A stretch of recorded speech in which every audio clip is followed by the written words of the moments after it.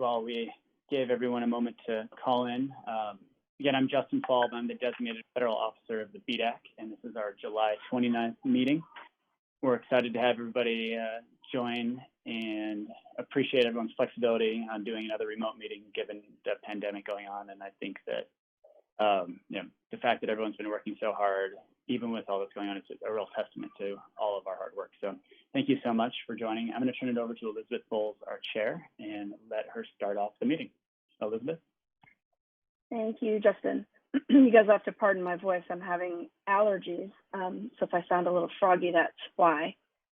So first of all, I'd like to echo Justin's welcome to our July 29th, 2020 BDAC meeting. I want to thank everybody who's on the call. I know that it's certainly less desirable than being in person, but more desirable than having to travel during a pandemic. So appreciate your flexibility. I want to recognize all of the hard work everyone's been putting in over the last few weeks, and especially in light of the challenges we've all been facing. And your efforts really do make a difference as we all share the same goal of increasing broadband deployment. And you all are doing this on top of your full-time jobs. So I just want to say, I personally appreciate you. And I know that the FCC and the chairman appreciate your dedication as well. So as has come through in all of the meetings I've been on, and I'm sure in the ones that I haven't, the importance of broadband is even more evident when we look at the outstanding role that broadband has played in keeping America running during this pandemic. And it's increasingly evident that a robust broadband infrastructure is absolutely critical to being able for resiliency as a country. Since we are remote, I want to set a few ground rules. First, since we are using a conference bridge, please keep your phone on mute unless you're presenting or are called on to speak. Second, please turn off your video unless presenting as well. It helps the meeting run smoother. Third, if you have a question or you would like to make a comment during the designated discussion times, please raise your hand electronically through WebEx and I will call on you. And I think that that will help us have an orderly discussion. So before we start in earnest, I did want to take a moment to recognize Jeff Westling. Jeff has replaced Tom Struble as our streets representative to the BDAC. Jeff, would you like to take a moment to introduce yourself and what brings you to the BDAC? Sure, yeah. My name is Jeff Westling. Tom Struble was previously on the committee, but he is returned to the FCC, going to OEC as an attorney advisor. Just to give a little background on me, I'm a lawyer, graduated from Colorado Law, spent a little bit of time with Commissioner Carr after law school, and I've been at our street ever since, working on broadband infrastructure and broadband deployment issues. So I look forward to being part of this. Thank you very much, Jeff, and welcome. Glad to have you. So let's get the meeting started in earnest.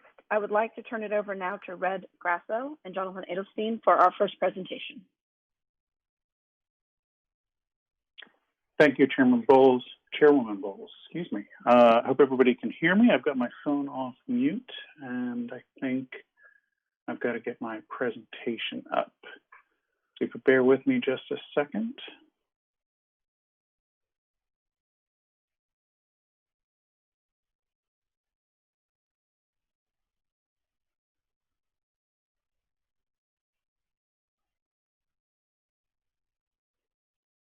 Jonathan, I'm looking at the share content. It's still grayed out.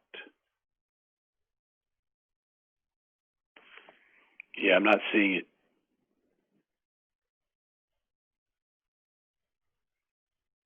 So Red, you are a host right now. You should be able to go up to the share and your share content. Let me try one more time. We'll see if I can take it back and redo it again. Give me one quick second. Okay. Oh, there we go. Now it tells me I am the presenter. Good. Cool. Thanks, Ed. Thank you. Okay, so let's see how this works on presentation mode. There we go. Okay. Well, thank you all for your time and allowing us to present from the Disaster Response and Recovery Working Group. We wanted to kind of give you an update on where we're at.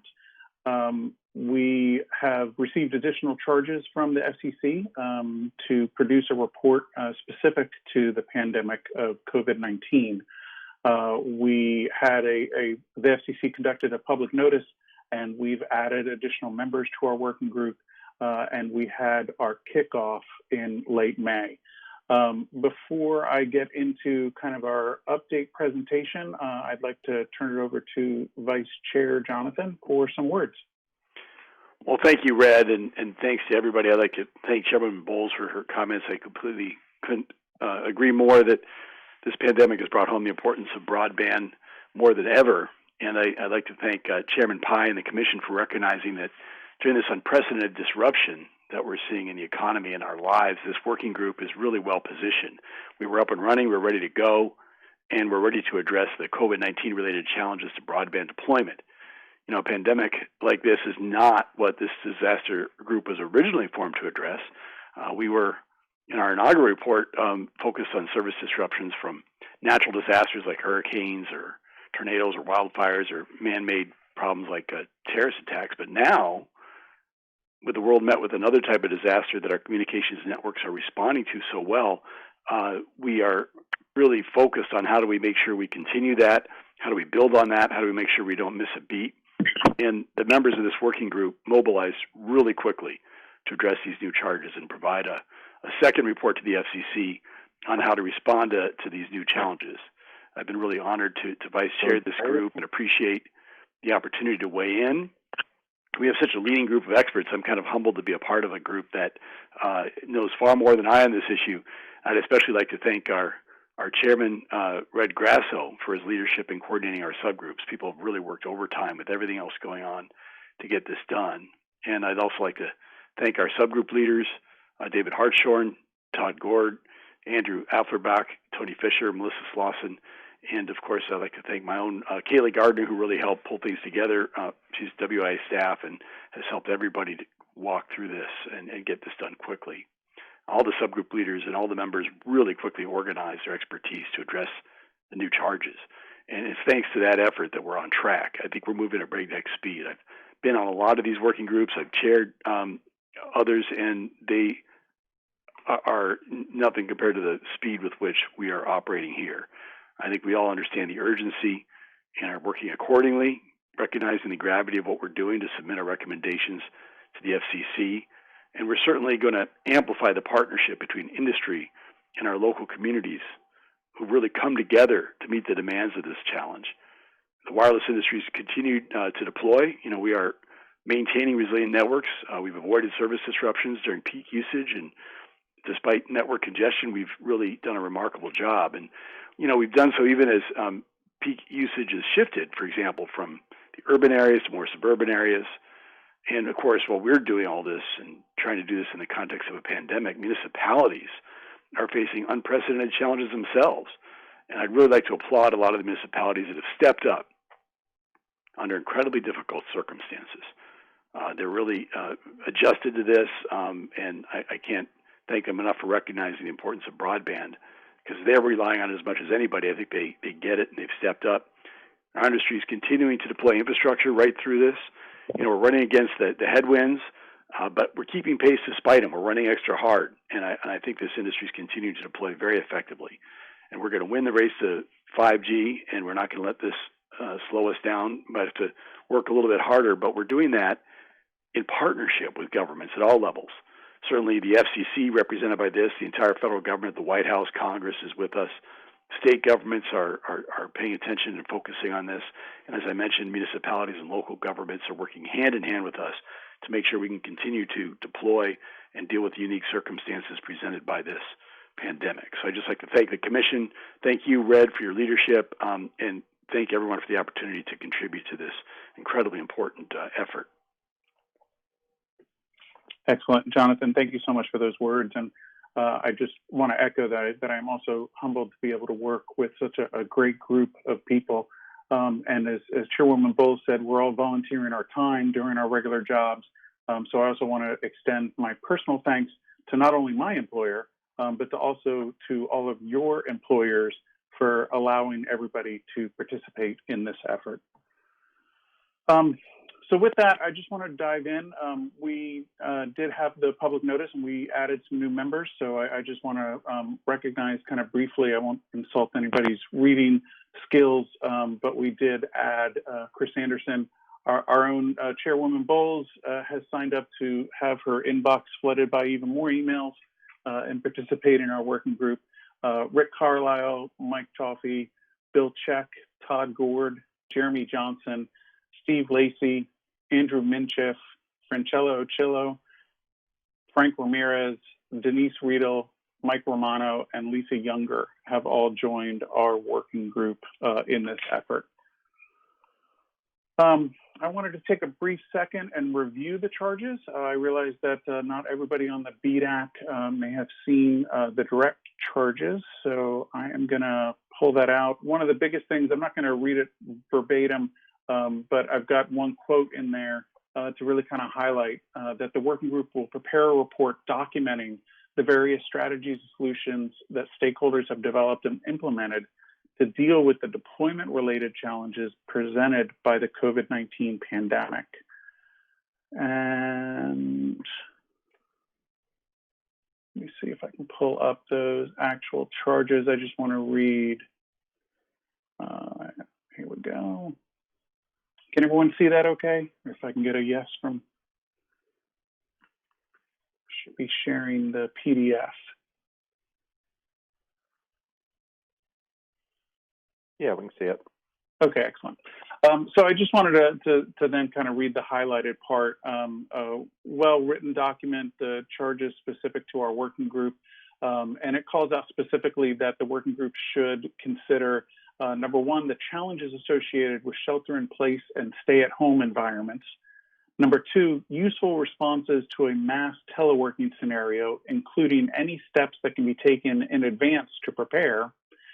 Number three, best practices with regard to permitting challenges, including those caused by physical closure of municipal offices, a shift to telework for municipal employees, and other complications arising from COVID-19 and similar emergencies. Number four, steps providers have taken to successfully address the physical impacts of the pandemic on broadband providers, including increased demand for bandwidth, limited staff availability, and limited ability to perform installations, maintenance, and repairs. And number five, ways that technology can be used to mitigate these and other similar challenges in the future.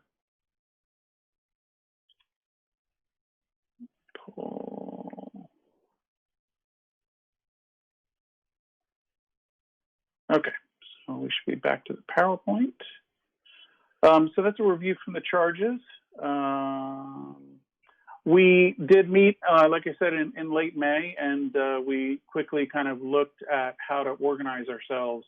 Originally, we talked about, again, doing subgroups, and we kind of took the charges, specifically those kind of 5 considerations, and divided them up into subgroups. What we realized was that there is some overlap, and there were different ways that we could kind of look at our subgroups to make sure that we're addressing everything. And so we have a subgroup A that is focused on our end user experience. That deals a little bit more with sort of that charge number 1 and shelter in place, but it does overlap some of the other charges as well. And it really encompasses both the residential consumer as well as businesses that are utilizing broadband services. So we just kind of refer to it as sort of the end user experience. What's going on at the other end of the line? This is led by David Hartshorn and Todd Gord. Subgroup B is focused on that public sector, which again can have some overlap because the public sector is, of course, part of the end user experience as government employees are asked to work from home. But it also then takes into account the continuation of important governmental functions such as permit reviews and some of the other things that need to take place.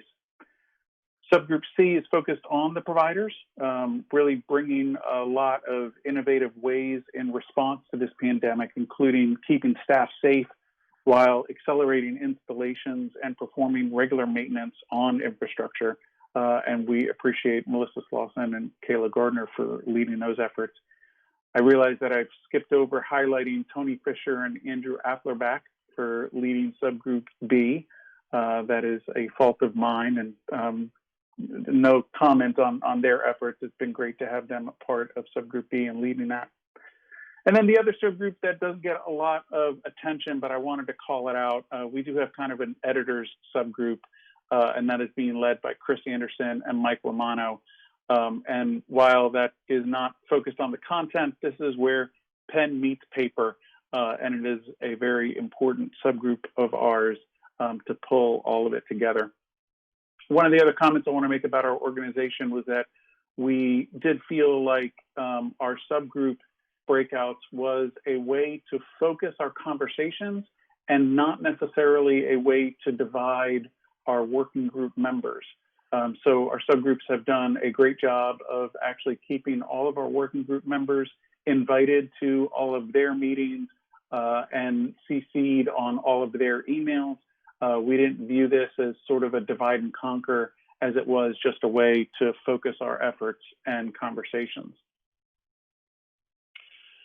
For our timeline, as Jonathan mentioned, we've been pretty aggressive. June was kind of our investigating phase, really looking at trying to get a hold of all of the best practices, trying to engage with our own organizations and industries as we looked at what is going on, how is the response going with COVID, and trying to identify all of those different things that we want to make sure is included in our report.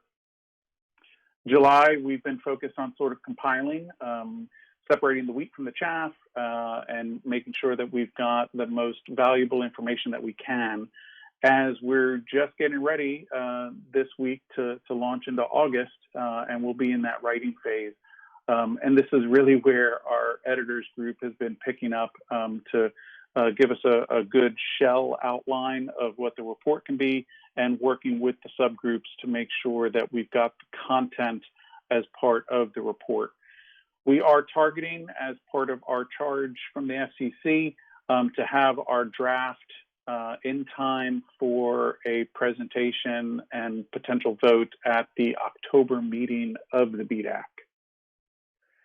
And that is really kind of the high-level discussion. That's what we've got for you today.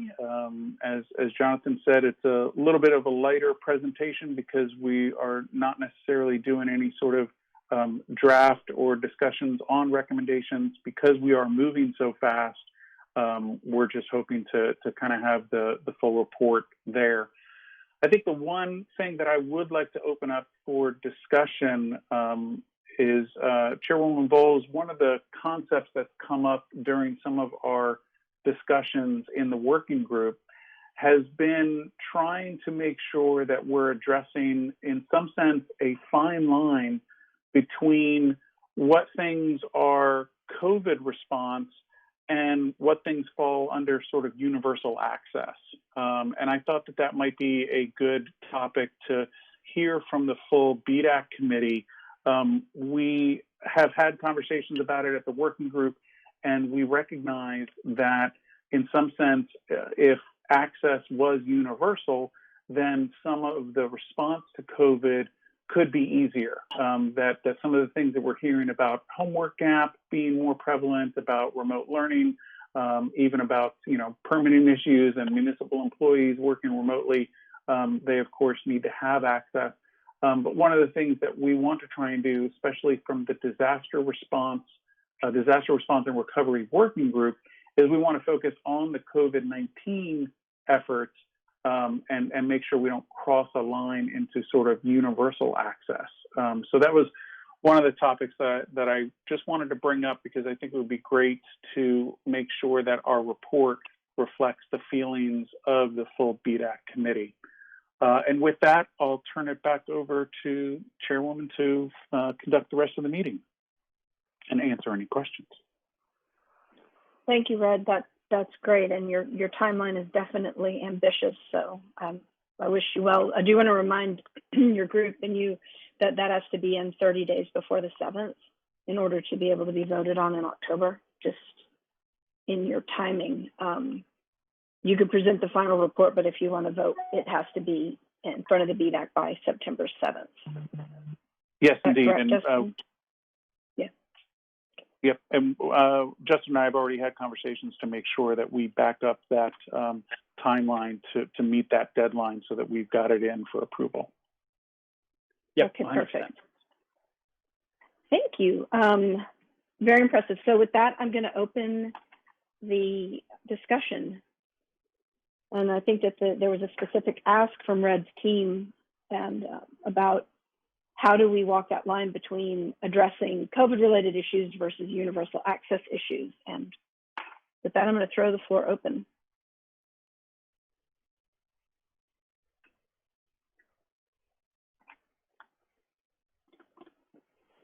And I am not in a position where I can see hands. So if there's a delay between you raising your hand and calling on me, it's because Justin is telling me you raised your hand. So,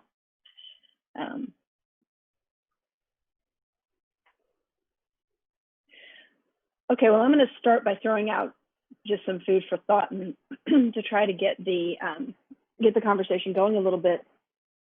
I'm not sure, just to play devil's advocate, I'm not sure that we can draw a distinction between what is COVID-19 related and general access issues.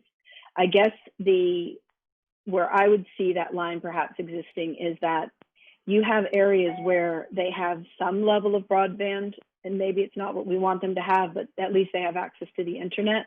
And you have other areas where literally there is no access to the internet, which makes it impossible for them to do any kind of distance learning. And I mean, even within the context of not having Wi-Fi hotspots, or maybe not even having a McDonald's in town that has its own Wi-Fi available. So for me, the COVID issues are overlaid on top of sort of the baseline problem we've got, but it's exacerbated for those communities where literally nothing is available. And so maybe starting there and how you solve the urgent need, the house that's burning down, as opposed to the broader issue of how do you get universal broadband to everybody at the same level.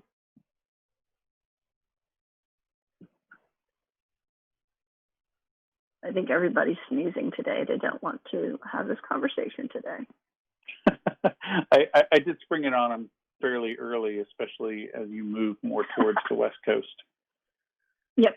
Okay, so let's do this. We do have a discussion period at the end. Maybe people can think about this. I think it's a really good question, and it would help the disaster working group to have kind of the sense of BDAC. So if everyone could, Kelly McGriff wants to say something. Hey, good morning. Thank you, Elizabeth. Thank you, Red. Thank you, Jonathan. Thank you, all of our chairmen that have worked so hard on this. You raise a really good point, Elizabeth, and we are seeing that right now with the distribution of the CARES Act funds out to the different states. We are seeing a lot of the states use those funds for covering budget shortfalls, and the states that are trying to figure out a way to use some of those monies to expand broadband into their unserved and underserved areas. There are a lot of guardrails around that money. Specifically, providers are being asked to, or being required to show that the cost of the project will be expected to increase capacity to a significant extent for distance learning, telemedicine, and telework during the public health emergency. We have also been advised by multiple states, and we have become aware of a Treasury guidance that there will be an after the fact review by the IG that will be looking to make a conclusion as to a net short-term effect due to that money being spent. And if they make a determination that it was impermissibly spent, there's the possibility that monies would have to be refunded to the U.S. Treasury. And, we're hoping that in this next iteration of relief, that there will be a little more loose restrictions on some of that money, because what we'd like to do, and where we've reviewed these unserved and underserved maps that are of course created by the FCC and shared out with the states. Our desire is to build out that middle mile to provide a lot of fiber to some unserved and underserved communities, especially via towers. and that would be a very fast way, be very verifiable way to show that we are providing an impact to communities almost immediately, especially laying the groundwork for 5G in some of those communities that will not be graced with 5G in any time in the near future, but for something like this type of program. So that's a concern with this money that we're seeing, and we're hoping that in the next iteration there will be a little more guidance that will be allowed and forthcoming with regard to how those monies could be spent and deployed in a little fashion that would help deploy more to communities and not be so restrictive. Thank you, Kelly. Dilip, did you want to say something? Thanks, Elizabeth, and thanks, Red and Jonathan, for all of your work on this. It's not so much that, I think everyone is perhaps sleeping this morning. It's just that I'm having a real difficult time. I think it's a really hard question that Red put on the table.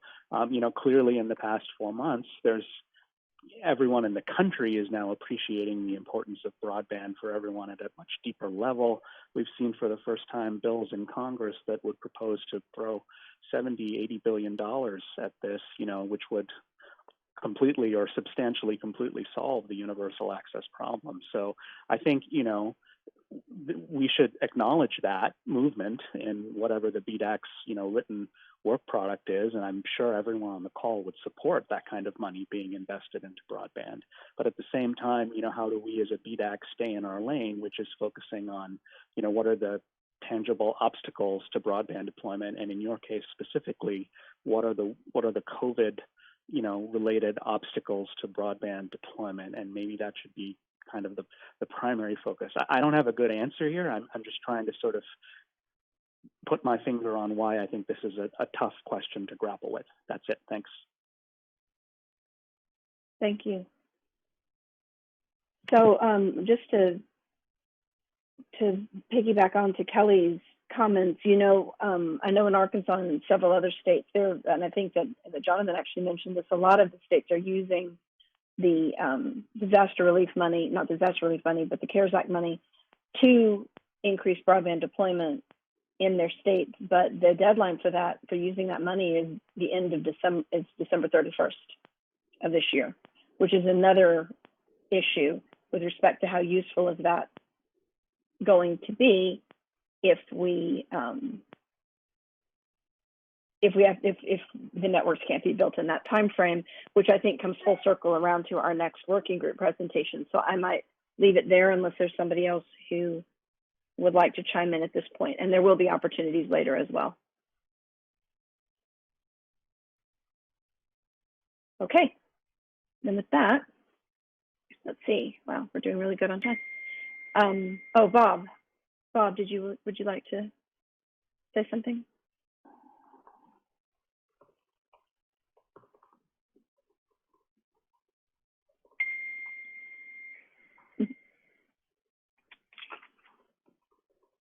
Bob?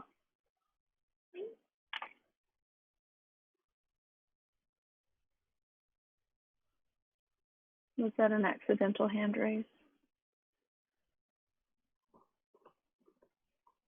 Oh yeah, this is Bob. I was having a hard time finding my phone to unmute it. Okay. Yeah, but I finally figured it out, and nobody heard me what I was saying when I was trying to do it, so that's a good thing. The point that I would like to make, I mean, I've been following all the money that's been floating around, and there's plenty of money out there, I think, to really, really move to close the digital divide, which actually is part of the law, comparable services at comparable rates. The only point I wanted to make is that, people are scrambling where to put the money and when to take it back if you can't prove X, Y, and Z. The FCC currently has programs designed to do all this. They're called universal service programs. Now, there are some issues with pumping money into universal service money because of the way universal service money is collected. But the reason that one of the reasons the digital divide still exists is because the FCC's universal service programs are underfunded. And I could go into detail on most of them, but I won't. I mean, they look at the need. They have a model that builds fiber to the home, and they partially fund that model because politically there isn't the will or the current structure to get the money that's needed to pump up those programs. So I don't see those programs getting a lot of attention in this debate. And I'm just saying that we've got structures out there within the FCC that where you have to report the locations you serve, you have to report the speeds, there's testing, there's a lot of, I won't call it bureaucracy because it's necessary, a lot of verification that you're doing what you should with the money. And I just think that needs to be said, and those programs need to be considered when Congress is looking where to throw money. Thank you. Kelly wanted to say something else? Just, again, if one thing that we could do,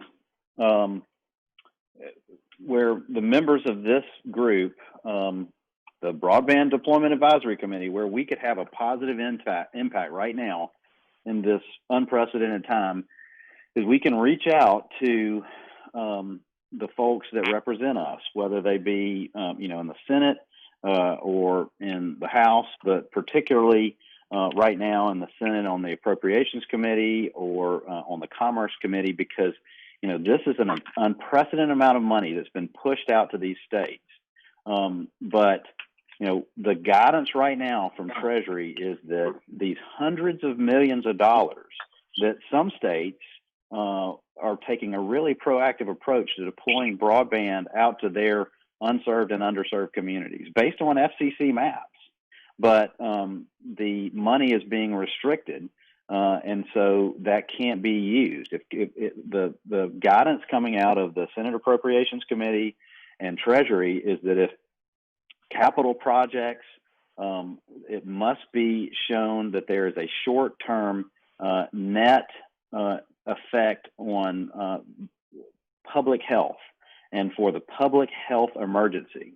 So when you take this, you see that this money is available, and you think, well, we can run these massive backbone lines out to underserved or unserved communities. The response is that's not what this money is for, and we don't want to. We are very concerned about releasing funds for those projects, so we can't do that. And that's an unprecedented miss. That's an unprecedented miss for that type of money. We can't. It'd be a terrible waste of this money to let it go to other type of expenditures. For example, we're hearing, well, that money can't be spent on broadband deployment for building of backbone, but we can use that to buy MiFis for every child in an unserved or underserved area in a state.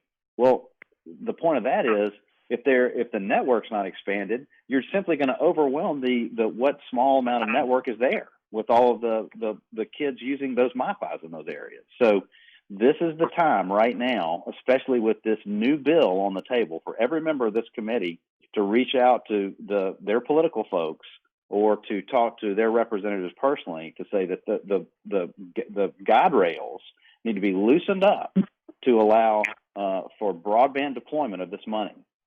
So that's it. Thank you.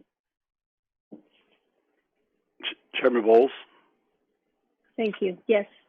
Jonathan Adelstein here. Just wanted to weigh in. I agree with everything Kelly's saying. I also want to get back to your initial question about, is there pandemic-specific recommendations? I think that this working group put together previously a recommendation more broadly that was endorsed unanimously by the BDAC that was really effective, but there's a lot of issues that have been raised that are very pandemic specific that we are addressing, especially in this working group B. I think that, shelter in place and stay at home environments are very different operating circumstances for both industry and municipalities to deal with.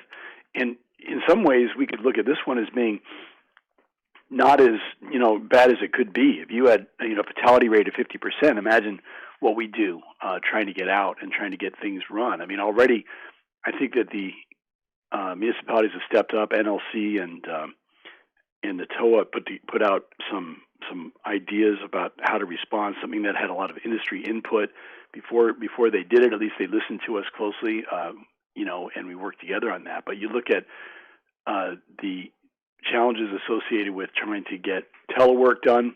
All of a sudden, you can't do inspections except remotely. You can't do permits except remotely. A lot of face-to-face interface usually happens when we're doing these permittings. A lot of things get worked out in those meetings. And when you're doing it distance, there's a lot of issues that are raised. So the TOA group, and I think the working group, subgroup B, has done a great job of coming up with some best practices with regard to permitting challenges, including those caused by the closure of these municipal offices.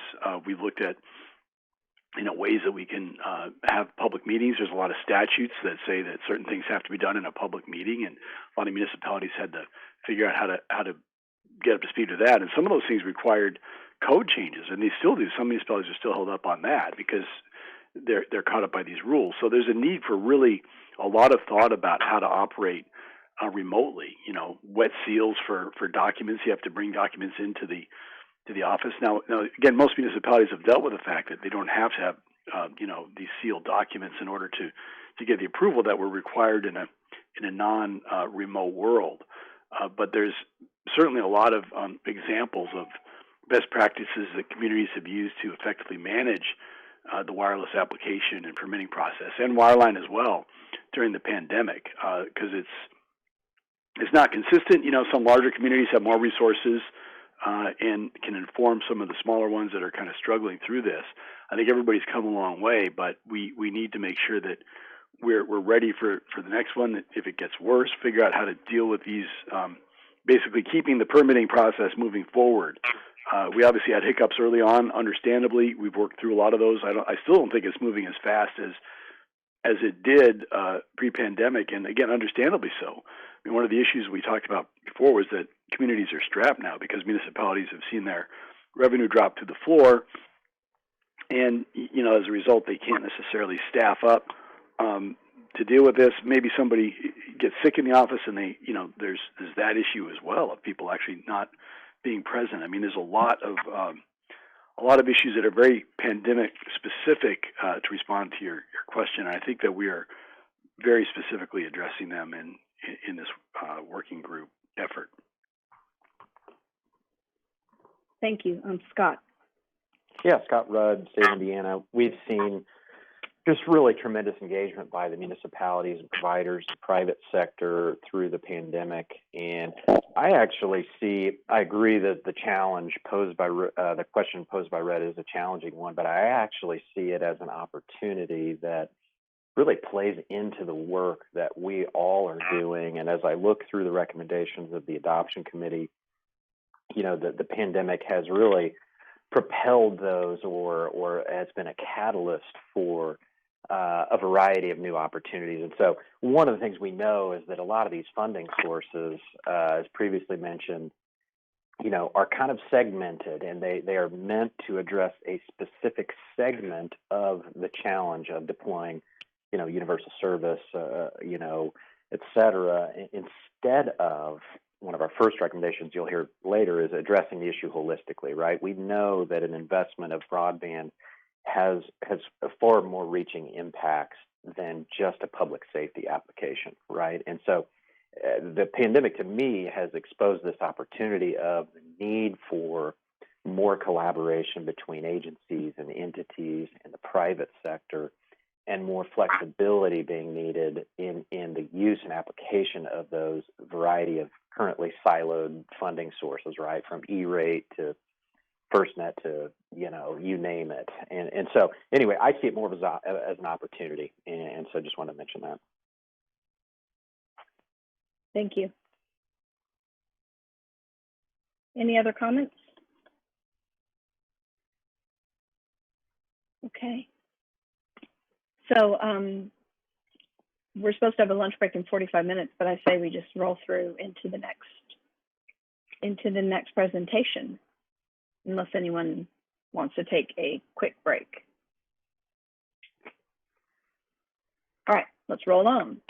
Leticia and Ricken, we will now have the report from the Broadband Infrastructure Deployment Job Skills and Training Opportunities Working Group.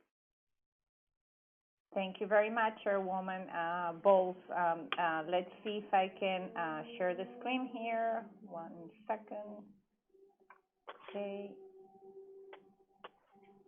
Let me see. Do you all see it? Yes. Okay, perfect. Okay, thank you very much again, Chairwoman Bowles and full members of the BDAC. I hope you're all staying safe and healthy, and I echo all the good comments that were made in terms of funding and opportunities that we're facing due to this pandemic. Challenging times, but also changing times. So definitely that poses an opportunity for revisiting the way things are done. Workforce is front and center in most of the discussions in our industry. I'm sorry, you hear me well? Yes. Okay, I don't know, I'm having some echo on my phone. And so we're excited to present the progress that our working group has done. I want to take the opportunity to welcome Jeffrey Westling. I know he introduced himself. Hi, Jeffrey. We haven't met yet, but I'm very happy to have you in our working group. So welcome. Thank you. Looking forward to it. Likewise. And so I want to acknowledge also all the members of our working group, especially Ricken, who will have obviously an active participation in this presentation. But I couldn't be, I wouldn't say prouder, but it is the word, proud of the working group we have.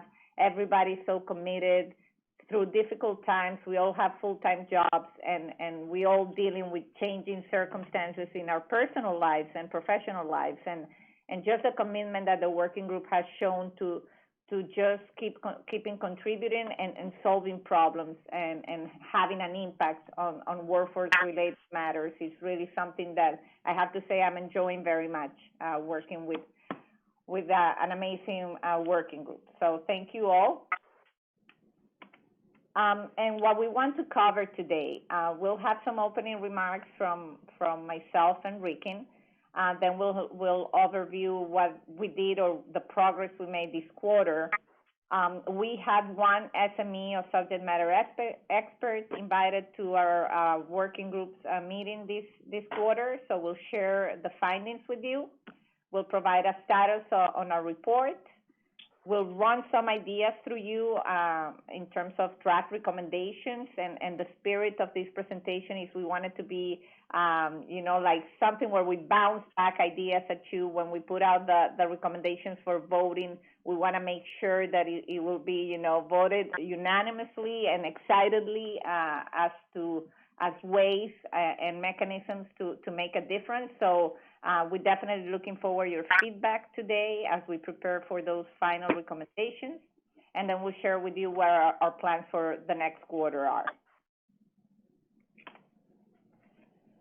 So besides obviously the thanking remarks that I've given, I want to say that this has been a challenging quarter, I think, for companies. We are I lead a construction company, so obviously workforce very dear to me. I'm passionate about it.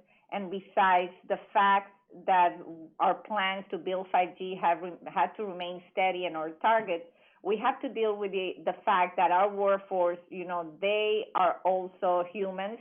They have worries, they have families, they're afraid throughout the pandemic. So the fact that we are an essential workforce is good news for you, but also we have to remain vigilant, and we have to showcase leadership with our workforce in terms that not only letting them know that they are more important than ever, but also that we care. We care about how they're doing, we care about their safety, and we care about providing a long-term plan for them throughout the pandemic. So that certainly has been my personal focus in my own business, but I think that this working group is also very concerned about that and saying, how do we send a message about, it's about creating a strong workforce, but also a human workforce, if you know what I mean. It's not just about we use you when we need you. It's about, we are building something for the future.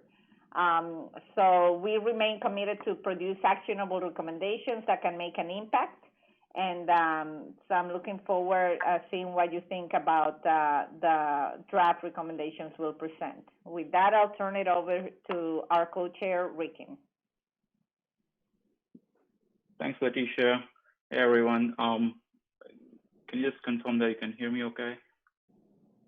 Yes, we can. Okay, thank you. Thank you. Well, I hope everyone is doing well.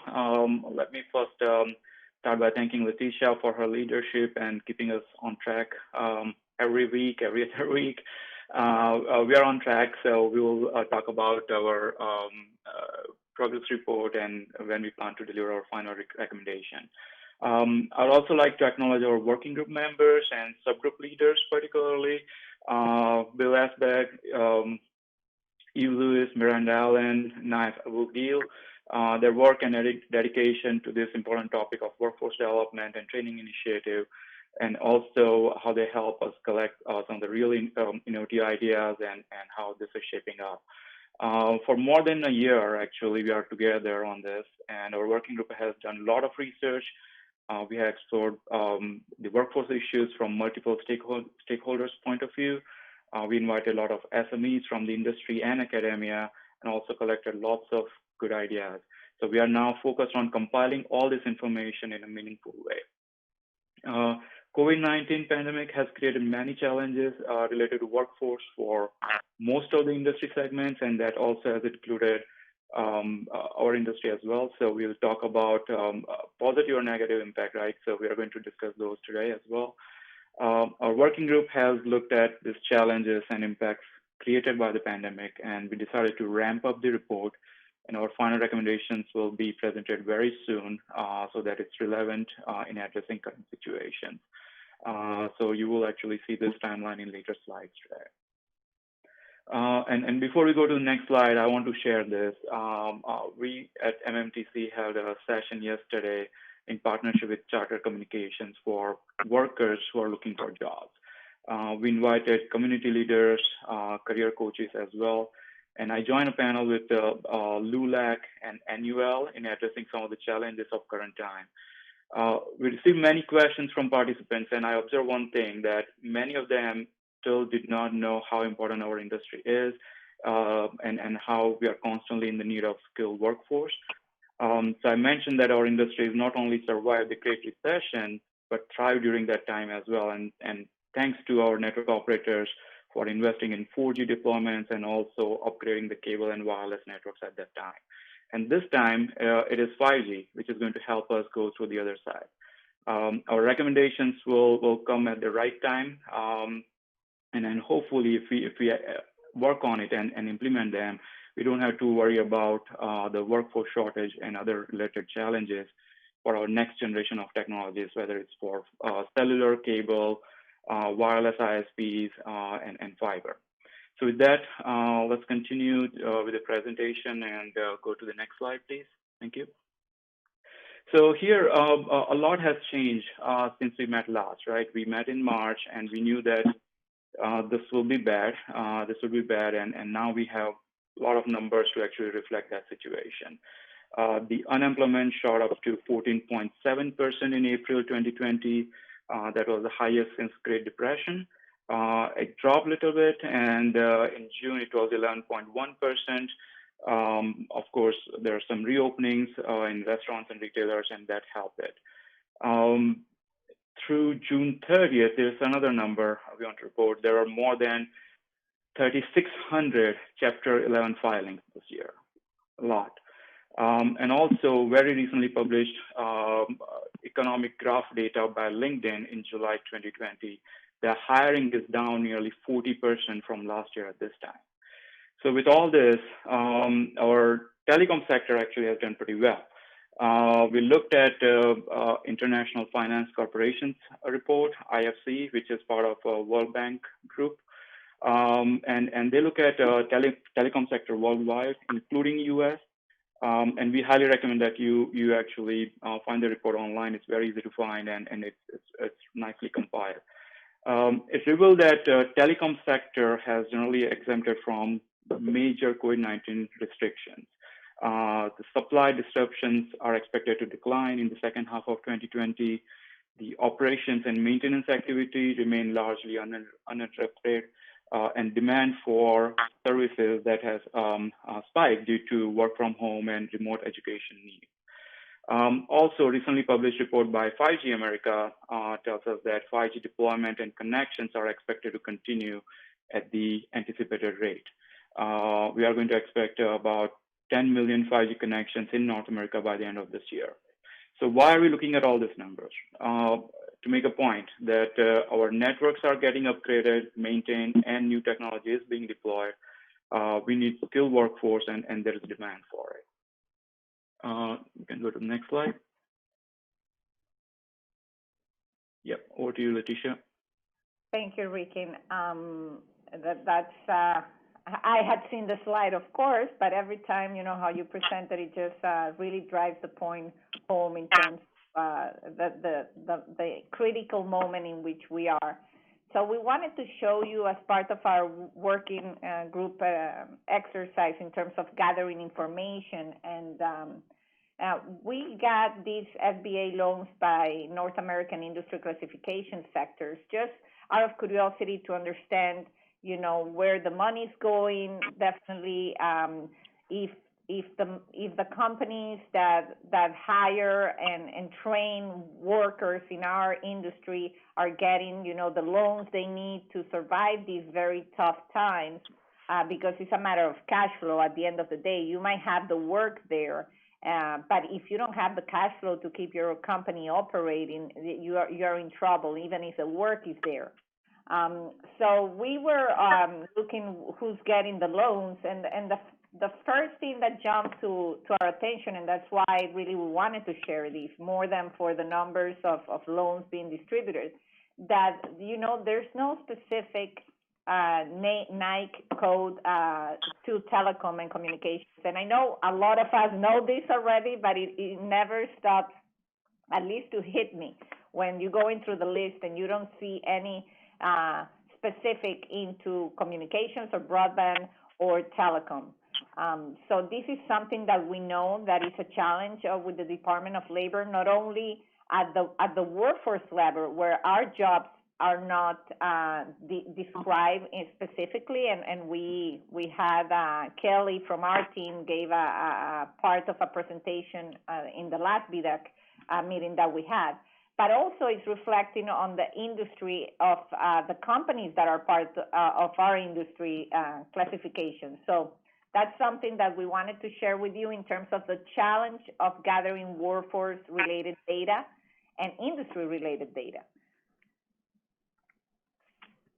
In terms of the workforce impacting news and training initiatives, we also like to monitor those and see what's going on around us. And so we had months of April and May that were very quiet in terms of initiatives and news. We were still trying to assess where all this was going, how was that going to impact us. Then in June, I guess we realized that we have to move and we have to find a new normal. And so you started seeing things happen again. And Nate unveiled a framework outlining the Workforce Strategic Plan Initiative, which is, I have to say, very well put together.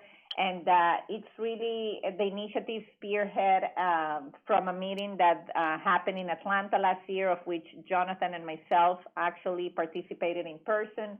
And so they are doing a big effort in trying to put some discipline and methodology behind developing a framework for workforce.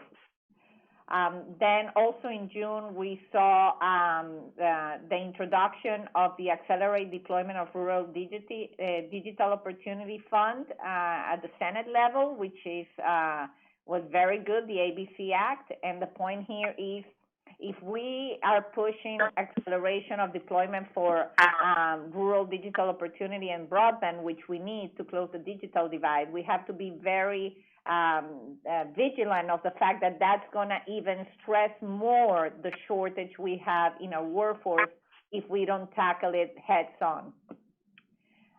Then a company called Learning Alliance unveiled a therapy-inspired learning management system. We found this is important and relevant to highlight because Learning Alliance, besides being actually the subject matter expert that we invited to speak in our group, they're also a pre-apprenticeship partner, an apprenticeship partner with TIRAP. So you start seeing these strong collaboration initiatives being formed that can make a difference, but we need to replicate and scale these initiatives at a national level for them to really be impactful in the way we need it to be. And in July, the National Wireless Safety Alliance announced the development of Spanish language tower technician assessment, which, well, I represent an international company mostly, so I think this is a great initiative because you have a lot of workers that are legally in the U.S. that can work, but they cannot take the certification and accreditation test because they don't speak the language well. So the fact that now these certification tests are going to be available in their own language, they will be able to show how they are proficient in the trade skills, and so we will be able to employ legal residents that are already in the country legally, that before we couldn't be, you know, certified or credentialed. And then we found intriguing this press release made on July, and it's basically that food companies and rural telecoms formed the American Connection Project Broadband Coalition to help close the digital divide. I don't know, I'm sure a lot of you are familiar with it.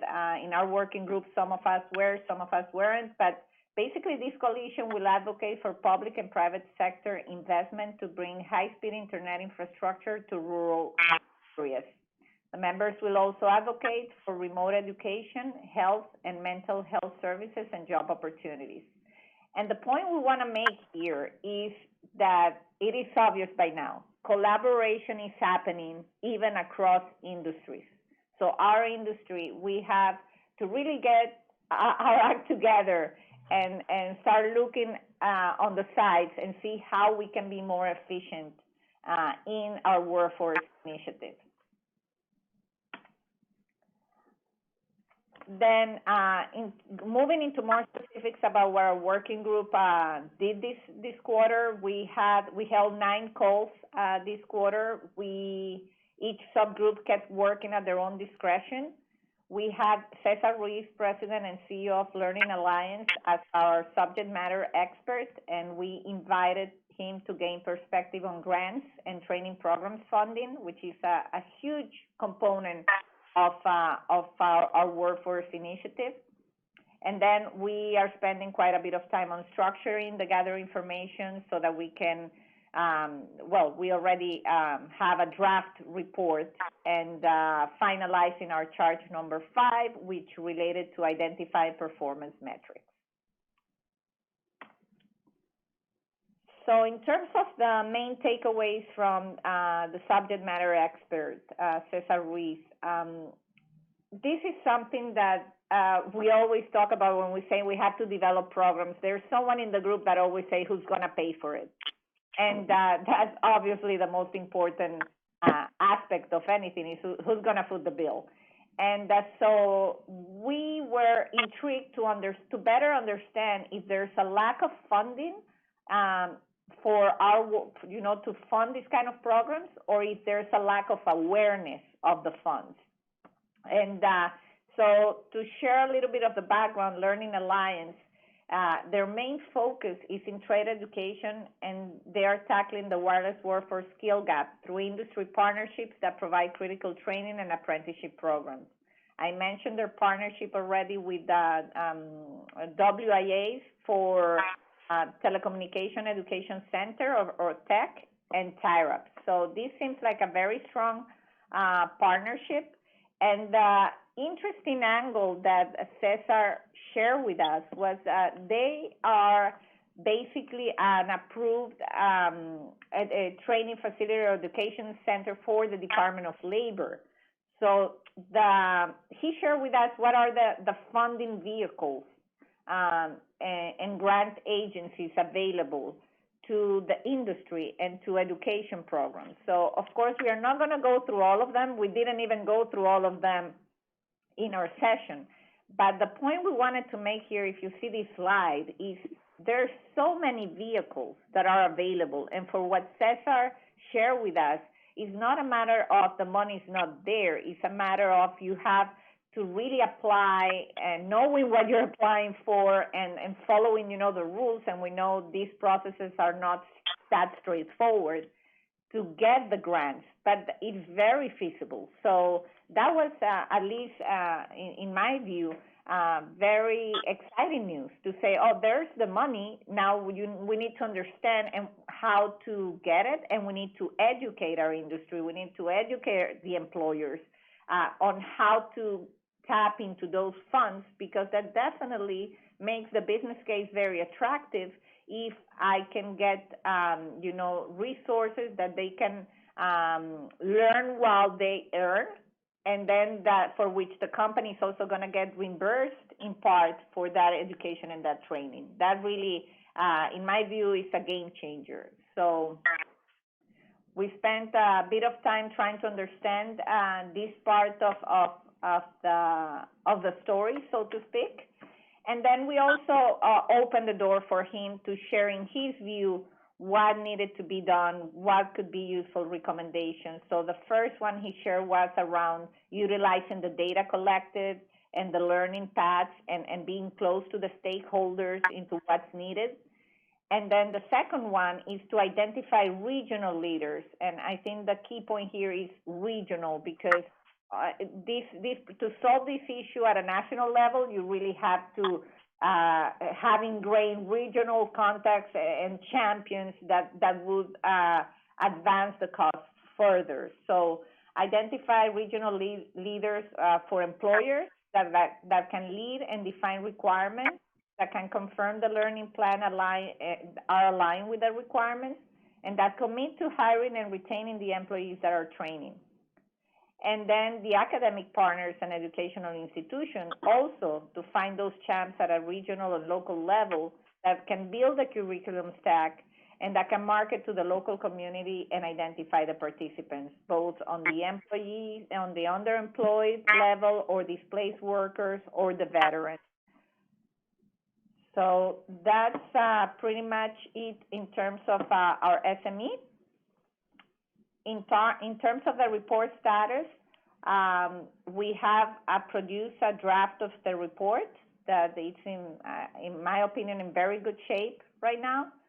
We're currently working on structuring and editing. We gather a lot of data, and we don't want it to be a huge report. We want it to be easy to read. So we're trying to find a compromise how we can share with you this useful data in the best possible format.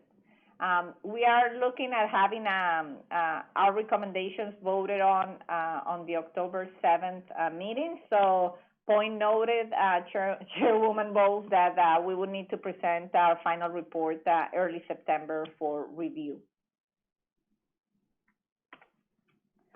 Okay, so Perfect. we'll move into our draft recommendations. Again, we want this, take it with a grain of salt. We are still in drafting them and trying to see how we can package these recommendations so that they make the most sense.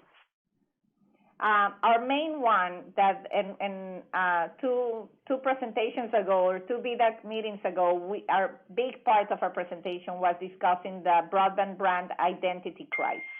And I think no one can argue that there's a lack of awareness about our jobs and sometimes how much opportunity there is in our industry.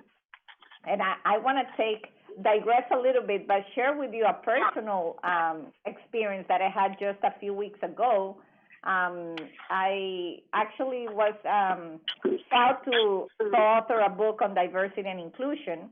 And as the book is, doing the rounds for promotion, a piece of what I wrote was, a shout out to our workforce and the telecom industry. And I say, if I'm going to write a book, I'm going to push all the fact that we need to strengthen our workforce. So this radio journalist that interviewed me was very intrigued by it, and he kept asking me about this gap that we have, about our workforce. And then he asked me, well, I think this is great. I think this in pandemic times, the youth can really look into this. So where do they go, Leticia? Where do they go to find out more about the workforce needs and how can they sign up? And then I hesitated, right? Because I didn't have one place where to send these people to learn about the broadband workforce opportunities. And of course, I shared with him a couple of web pages, including WIA's page and Nate's page, which I'm familiar with, but I wasn't happy with that answer. And so personally, I think, and we discussed in our group, this is what we need to solve.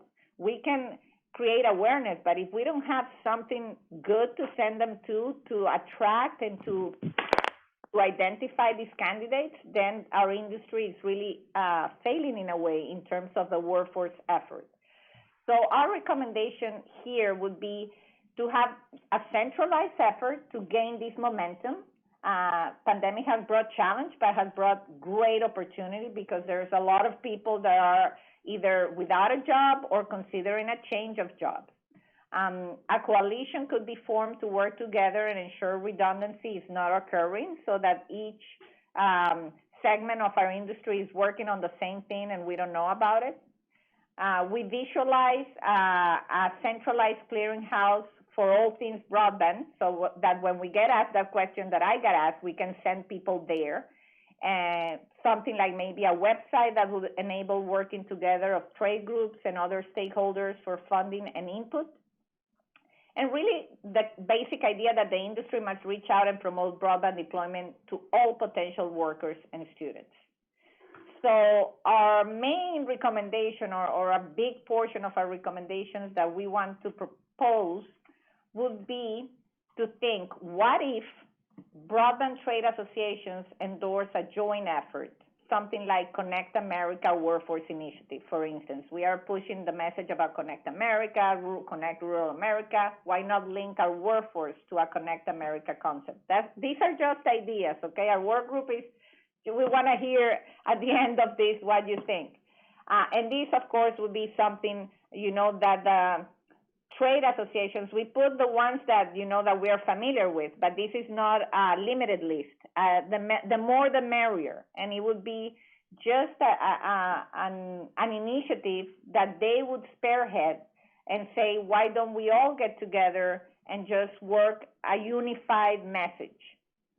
And so that we know from past BDACs that there are several associations that are part of this BDAC that they already like this idea. So we want to put it out there in front of you to see. We see this as a critical portion of all the other recommendations we will present, because unless there's a joint interest in getting the other recommendations executed, we can recommend the way, but if they don't get implemented, then we know how good those recommendations are. So this is the summary for our recommendation number 1, and I'll turn it on to Rikin to take us through the rest of the recommendations.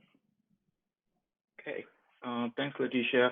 And I just want to echo what you just said, that the rest of the recommendations you're going to see just in a few minutes, they actually rely on this joint effort. No one entity can actually carry out these recommendations. So we definitely want to hear everybody's feedback on our recommendation number, like the first one we presented just now, but also rest of this as well.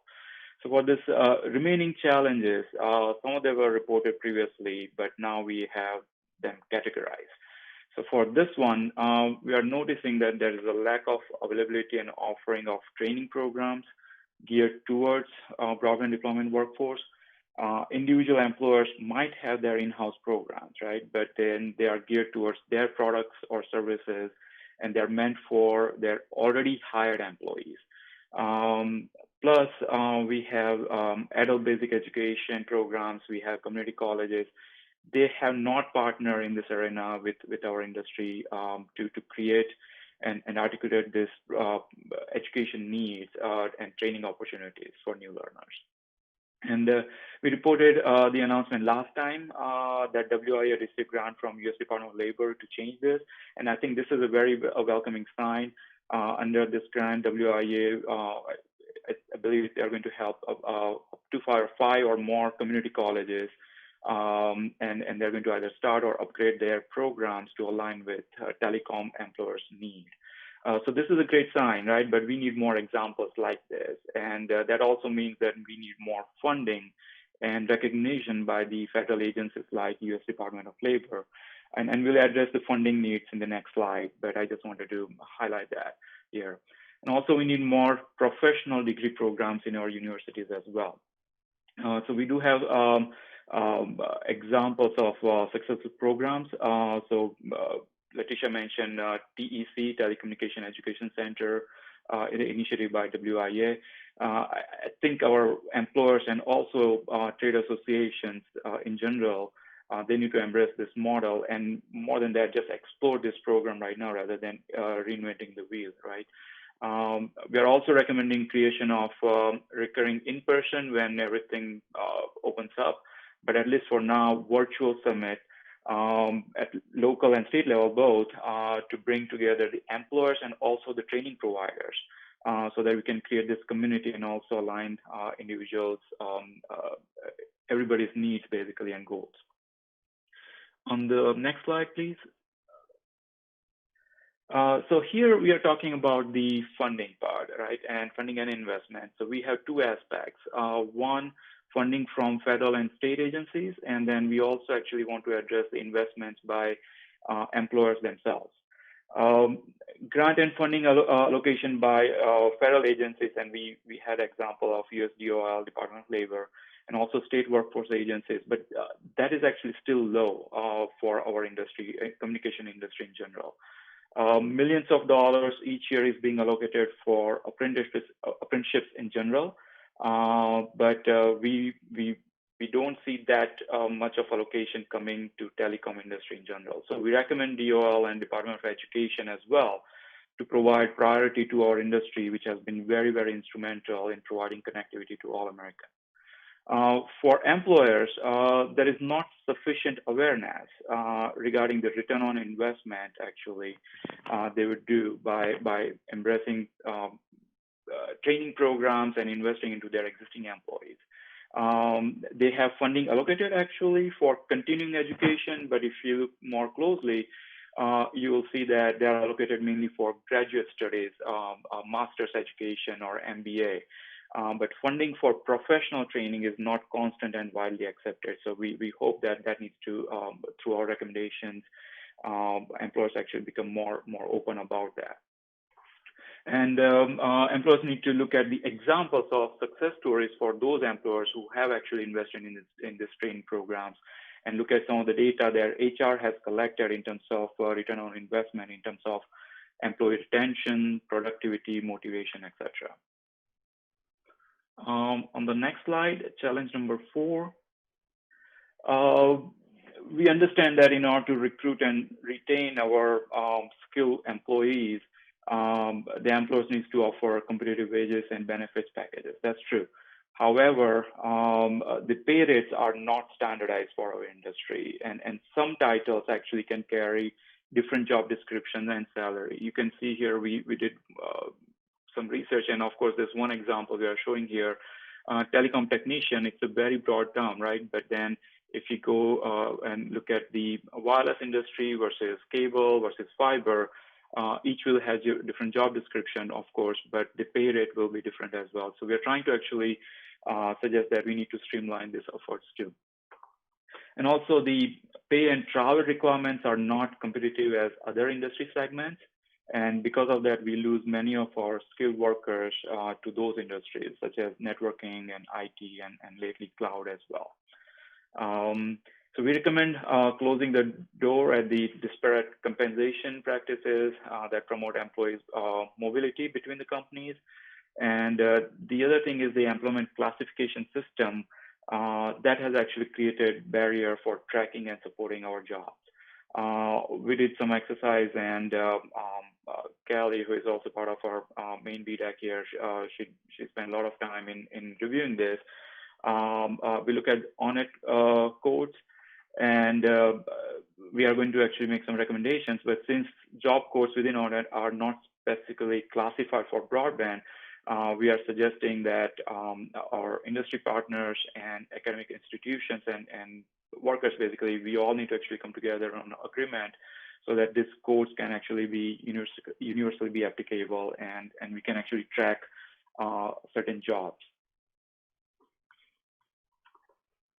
And finally, I want to mention that more broadband jobs need to be created. And if you see me in person, I'm using my air quotes here, created for the US dual database.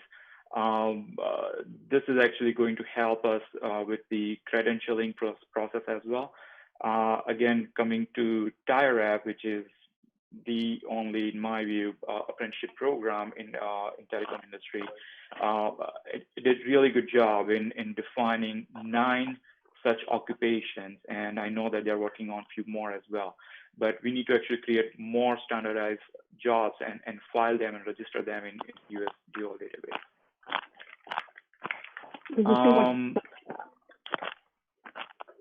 Go ahead. Okay. I thought somebody's asking a question. Okay. Challenge number 5. Now, this is a reality, but also a challenge in attracting more workers, right? Many of our jobs are field jobs. They are coupled with on the road duties and also unpredictable demands. Weather, climate also adds to that, so it makes some of these jobs seasonal, and that actually gives a perception that there's lack of security for many of our field jobs. And also, we want to highlight that due to working at height, we have this high liability component as well, and that adds contractual demands among our stakeholders, and that also creates barrier for small companies to enter. Also, many of our working group members reported and believe that the CDL requirement, commercial driver license requirement, that is minimum age of 21 years, that limits the eligibility for youths entering into our workforce. So we recommend that we need establish career paths and need to account for seasonal fluctuations. Well, it's hard to actually do that, right? This is a reality, but then we also want to recommend that if the field crew is not deployed or working, they can be trained to do some other job functions related to broadband deployment. One of the recommendations was also related to creating this liability sharing framework where small companies with experienced employees can actually work together, and that actually reduce some of the liability structure and burden on costs. With respect to CDL, also the recommendation came and we wanted to post here that we need to consult lawmakers to address the age requirement for obtaining CDL for broadband-related interstate work. Okay, the next one. For challenge 6, this is actually another reality, and when you look at the numbers, you actually realize how important that is. 73 million baby boomers are there right now in the United States, and of course this number would vary depending on the source. But by 2030, this entire generation will be age 65 or older, and 10,000 boomers are actually reaching this retirement age on a daily basis. So that is a reality, and we need to actually address that too. Also, many of our workers who are already trained and seasoned and they know our language, they're good in our industry, they are changing career to high-paying jobs and changing the verticals altogether. And they're going to the employers where employer-sponsored training are very, very common. Again, those industry verticals, networking, IT, cloud, etc. So we have those challenges as well. And some of the recommendations we are actually aligning with this is that we need to focus on reskilling. If we have young workforce and who are not doing actually certain aspects of our industry, let's invest into training programs. The other one is, and I personally believe that our employers need to actually do this, go to local universities and campuses, partner with their career centers. Even if you're not hiring, just host some information sessions. They would love to actually do that. They would actually provide even free visas for the students, and you get to actually present not only your company and promote your products and services, but you can actually educate them about and get them excited about our industry. So we need to actually keep our current workforce also motivated and engaged so that they also don't do transition to the other industry verticals, but we need to actually do a better job in keeping them motivated.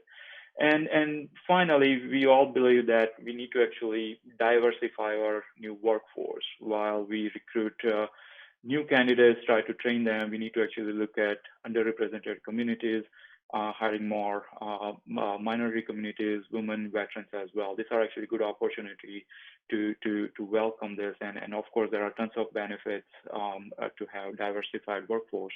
And we just want to actually highlight that here. And the last one here is, of course, we are looking at COVID-19 situations, right? So let's be ready for the new environment and many unknowns we will see due to COVID-19. If we align our workforce needs and address them now, I think we will not have to worry about this for the next generation of technology. And we mentioned that our industry has continued the deployment and maintenance, and it's there, but we also noticed that there are reports of layoffs and furloughs within our industry. Workers in telecom, retail stores, sales, customer-facing food services, they have been impacted. Also, even though teaching and curriculum development are the top, they are within the top 3 skills in demand in the country right now, as per the economic graph data by LinkedIn. Many public colleges, as we know, are expected to shrink the size of their operation due to the budget cuts in the state funding, etc. So we also want to recommend that we step up and get engaged with the local universities and try to actually promote and create some of the programs as well. So unfortunately, the unemployment numbers will stay high for some time, but this also means that for our industry, where earlier we reported that there is a shortage of workforce, we need to actually invest into training and onboarding programs so that we can actually transition this new workforce and welcome them in our industry. This is actually a good time to be ready for the future, have the plans ready for the onboarding training programs, classroom-based or on the job. Also, this is a good time to get associated with the apprenticeship programs, explore them and see how beneficial they would be for you. And employers should also invest in saving some of the existing professional programs at the local community colleges or universities. And finally, let's encourage our students in high school, bring awareness to the young generation about our industry. And some recommendations include adding broadband programs, broadband teaching or learning into the AP programs at the high school level as well. So we are also going to propose some other recommendations around that. So that is basically summarizing our focus, and we welcome your feedback today after the presentation, or even if you have anything now, because our final report and recommendations will be based around this. So back to you, Leticia. Thanks. Thank you, Rikin. Thank you so much. And I want to take the opportunity to say that, Rikin has been instrumental with the subgroup leaders to really shorten the big list of, as you might remember, we started with a huge list of identified skill gaps that in a way related to each other. So, he did a fantastic job, and Eve Lewis as well in the working groups to really shape it up, and we are very happy to where we stand right now. Hopefully you are too. And so for the next quarter, we definitely want to keep monitoring COVID pandemic, not only for obvious reasons, but also how it impacts our recommendations, our final recommendations, and make any necessary modifications or adjusting prior to the final report issuance. We will finalize the work on charge 5, which is performance metrics, and the glossary, which we have already in good shape, but looking forward to finalizing that. And basically just having the report ready early September so that it can be voted on at the October meeting. That's our next quarter. And as you know us, we don't like to close our meetings without just highlighting some of the good engagement via social media that every organization is doing for rebranding. I, applaud anybody that really takes on to try to raise this awareness. But as an important point that I just want to emphasize, we know, our industry pretty much know that we have a shortage. Success here lies in letting other people know that we have a shortage and getting them familiar with our industry and telling them our story, because if we keep telling our story to ourselves, it's good, but it's not going to make a difference. We have to make a difference by reaching outside our industry and outside people that know what telecom is and what our workforce does, and educate them and communicate with them so that they can consider making a switch into our workforce. With that, we want to open the floor for any feedback, comments, questions. Okay, thank you. I know that Commissioner Karen Charles Peterson had her hand up earlier. Karen, I don't know if you still wanted to speak. Hi, thank you, Chairwoman Bowles. This is Karen Charles Peterson. I had a question for Leticia, but she answered my question. And I do want to just commend the two chairs of this working group. This is a really tough and vexing issue, and I just thought the recommendations and just the thoughtfulness that went into the presentation was stellar, and I just want to commend them. But again, I did have a question, but at the end of Leticia's presentation, it was answered. So thank you very much. I'll try to figure out how I can lower my hand because I thought I had. No, you had. I just wanted to be sure. You had definitely lowered your hand. I just wanted to be sure. Perfect. Thank you. Thank you. So I thought that was a very interesting presentation, and I had a couple of thoughts. One is that I'll be interested to learn more about the apprenticeship programs, because the ones that I've looked at, they're a year long, and some of the training we need would be much shorter. And we wouldn't need to take a year to train someone to do some of the things that we need for the WISP industry. So that's, I don't know if there are shorter programs available that we could look into. The second thing is, I don't know if you all have spoken to Facebook, but they have started a program. It's primarily, I think, targeted towards the wireless industry, but they also have fiber, and it's a training program. And they are actively asking for information on what they need to be included in it, because Facebook wants to be supportive of getting broadband into these communities, not as a provider, but as in a support player. So I don't know if you've had an opportunity to talk to anybody over there about, because they're looking actively for feedback. Okay, thank you, Chairwoman. I think I can tackle definitely number one. One of the things we learn, and me as a company owner as well, it's, the apprenticeship programs, a lot of it, you can tailor the program to your own business needs, and you can still fund it through the vehicles that are there available to you. So I definitely can take it offline, but the opportunities, I was personally blown away, again, as a company owner, that say, wow, all this is available and I didn't know about it. And so that definitely is something that we need to raise the bar and educate our employers. So for sure we can, I think there's several things you can do that can solve that gap that you have, that doesn't require going through the full length of a regular apprenticeship. And in terms of Facebook, I know we haven't discussed it in our working group, but definitely can look into it as well. There's a lot of different initiatives I think that that's one of the things we have to think of is once we approach them, our messaging to them has to be consistent.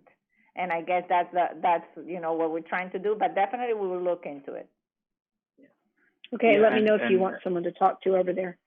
Oh, great. Yeah. This is Rick, and I was going to say on the second one, Elizabeth. No, we are not aware of this, but love to see if you can connect us with somebody there.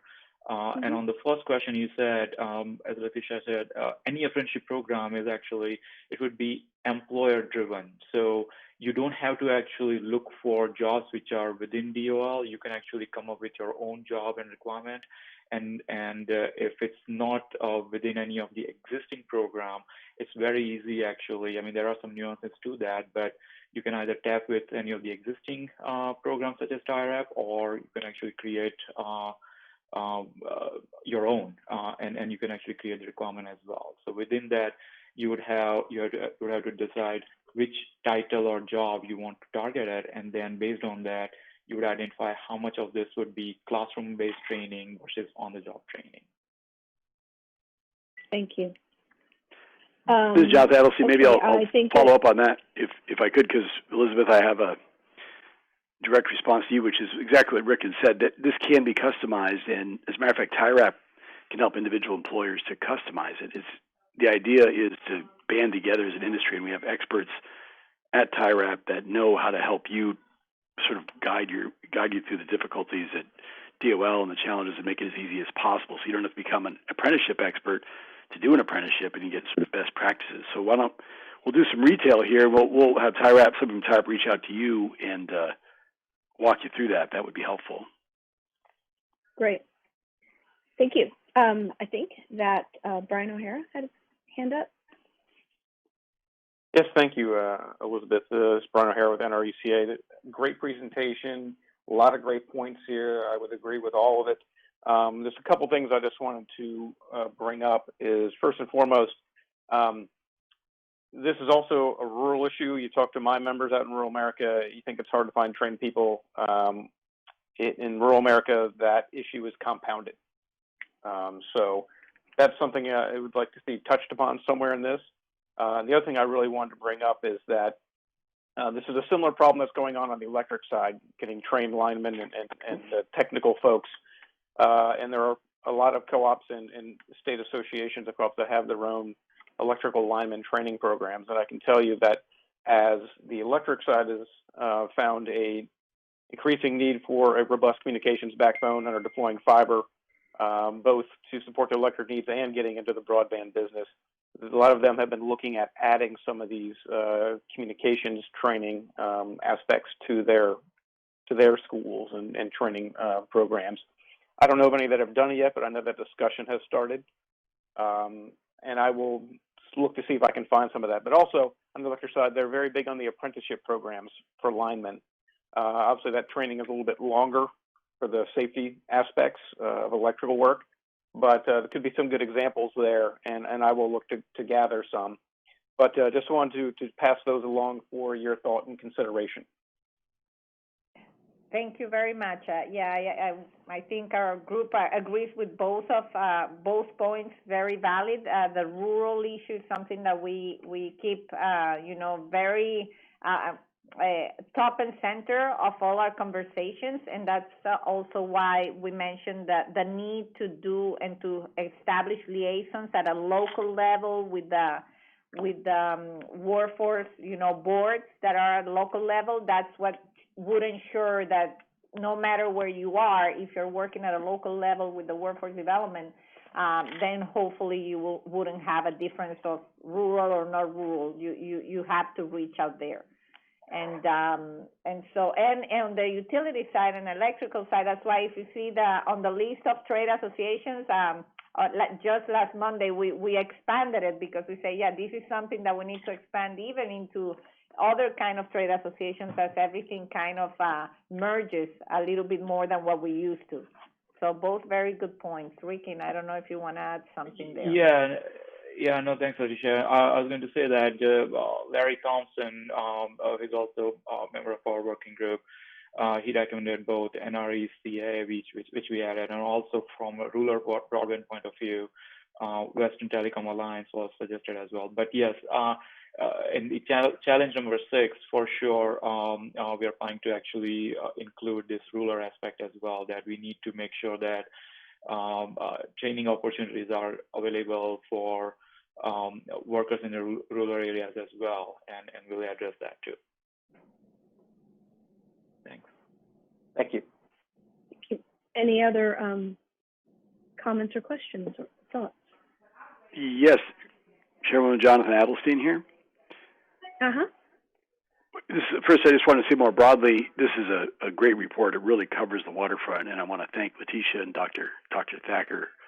What an amazing report you have both put together with the input from the working group. This really covers the waterfront of issues that we're dealing with, and I just want to touch on a couple. The idea of reskilling at this time is really appropriate.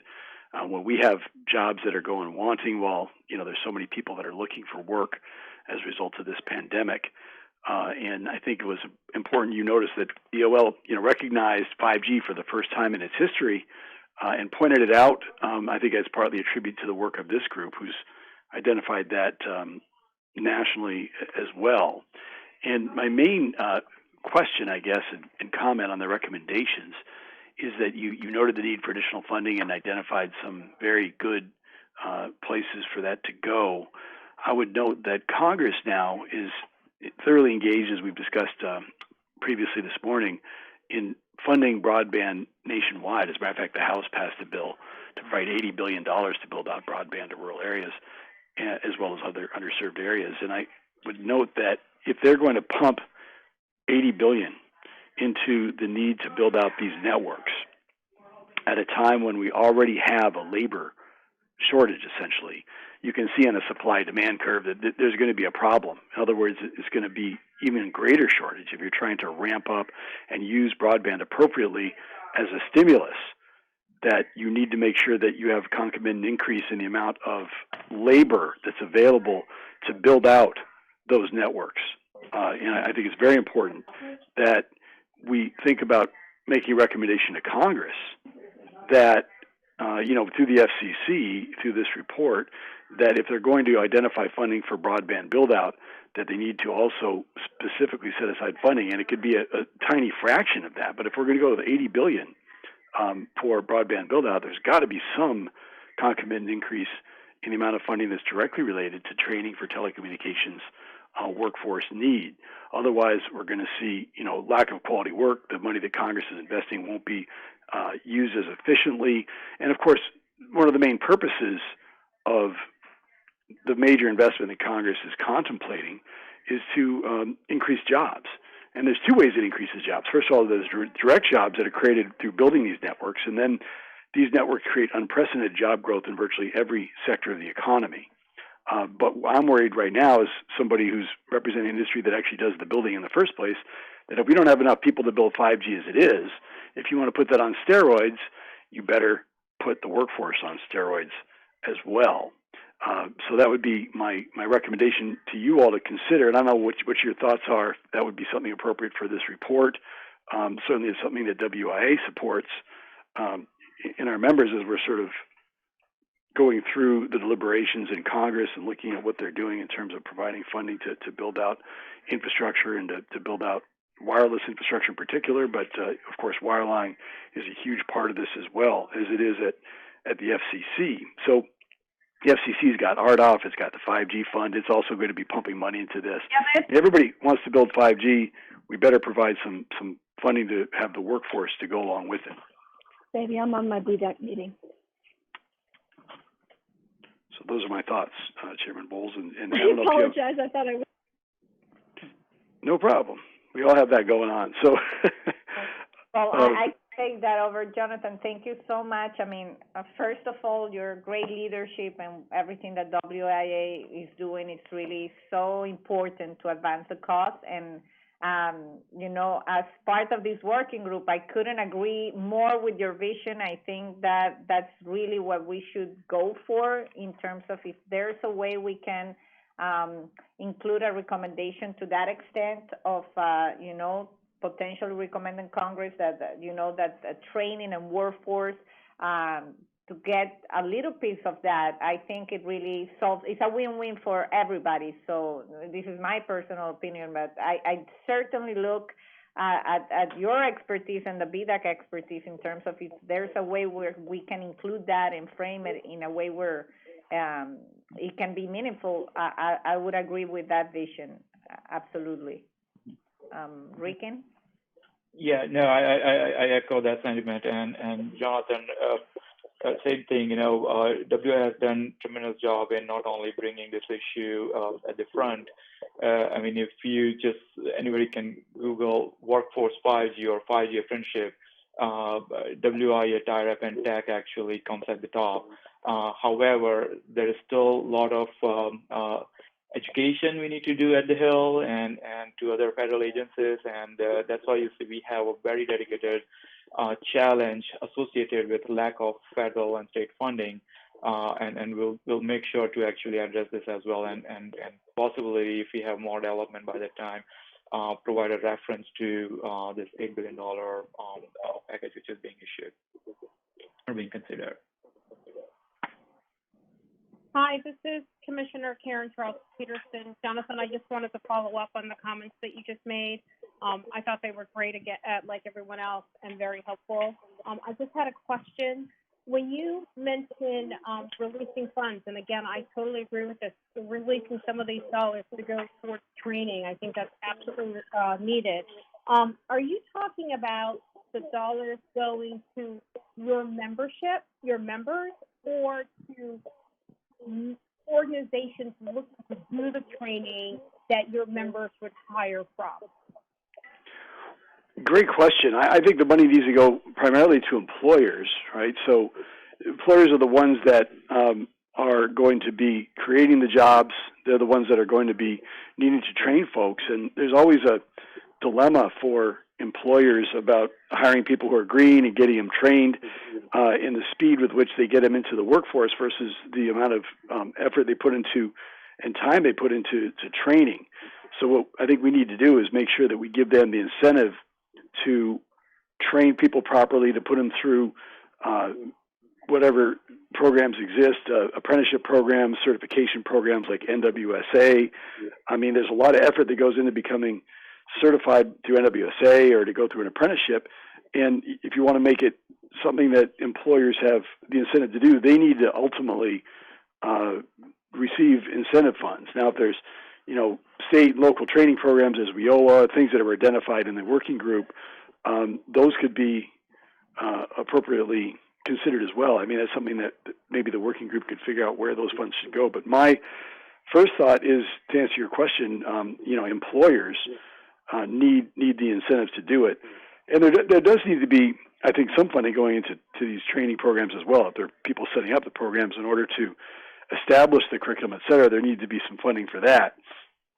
So it's a sort of combination. Give the employers something they can use by providing funding to develop curriculum that's industry-wide and supported and supports certification programs like NWSA, and make sure that ultimately the employers get direct incentive funding so that they have the ability, bandwidth, and incentive to do it, and make sure that the workforce is truly reskilled. Thank you. That's very helpful. Thank you. And if I may add, this is Ricken, I think initiatives which would require partnership with the employers and community colleges, which is the great example is the grant deal announced, not only for WIA, but I mean, part of the money would also go to the community colleges as well. There are a number of ways actually you can do that. So rather than identifying exactly where the money is going, I think it needs to go towards training and programs in general, and you can actually bring associated parties together at the table, and that would be Institute of Higher Education, associations like WI and other trade associations, and also mainly through them employers would come as well. Yeah, and if I may add, I know I'm an idealistic sometimes, so and this is I consider like a brainstorming now at this point. but also I would consider potentially giving part of the money to motivate the employee. Like, you have a lot of people, we saw cases where they don't get the commercial driver's license because it costs $4,000, and they want to do it, but they just don't have the money to do it. So if there would be a way where you incentivize and you say, you take the certification. If you get a certification, this program will be paid for you. You are resolving one of the main issues why people don't get an education is they don't know how to pay for it. So that's also a different angle. And I say that it has to be a combination with the employer and and the academic institutions. But I think also the drive from the individual to know, wow, if I go into this workforce, I don't have to pay for an education, they will pay for it. I think that would be very powerful. Yeah. And if I may add, that's the beautiful part of the apprenticeships. And that actually connects with what Jonathan just said, that why this money, a significant portion of this needs to go to the employer, because they are actually sponsoring, they are running the apprenticeship program. And apprentices from day one become the full-time employee. They are not internships, right? These are, and the employers actually pay for the classroom training as well as on-the-job training. So employees actually do get benefit out of the apprenticeship program as a result of that.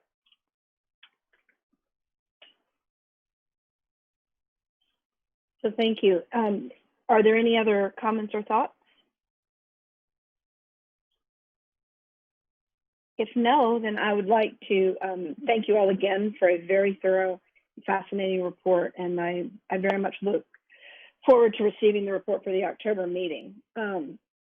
So it's, well, I guess it's 12:51 Eastern, and we were supposed to break for lunch about 20 minutes ago. I guess I'd like to take the temperature of everybody. Personally, I'd be inclined to take a 10-minute break and then roll into the last presentation of the day. But I'm also happy to take a 30-minute lunch break. What do folks think? 30 might be helpful. 30 might be helpful? Okay. All right, then we will. We need a break here on the East Coast. Oh, yeah, right. You're an hour later. See, it's not even noon by me, so I appreciate you. Okay, so this is what we'll do. It's 11:52. Let's just go until 12:20 and come back. I'm sorry, it's 12:52. Let's come back at 1:20. And will that work for folks? Yep. Okay. Sure. See y'all back here at 1:20. Yep. Thank you. Thank Thank you. Thank you. Thank you.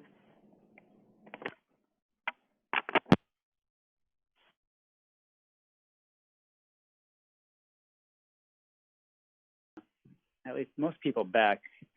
Chairwoman Bowles, do you think you want to give it another minute, or should we hit the ground running? I think we have most people back. Let's do it. Let's go. So I would like to call the meeting back to order, and appreciate the discussion before lunch. And we're now up to our last and final presentation of the day, which is from the Increasing Broadband Investment in Low-Income Communities Working Group, with Tom Faree, Chair, and Claude Aiken, Vice Chair. And with that, I will pass it over to Tom and Claude.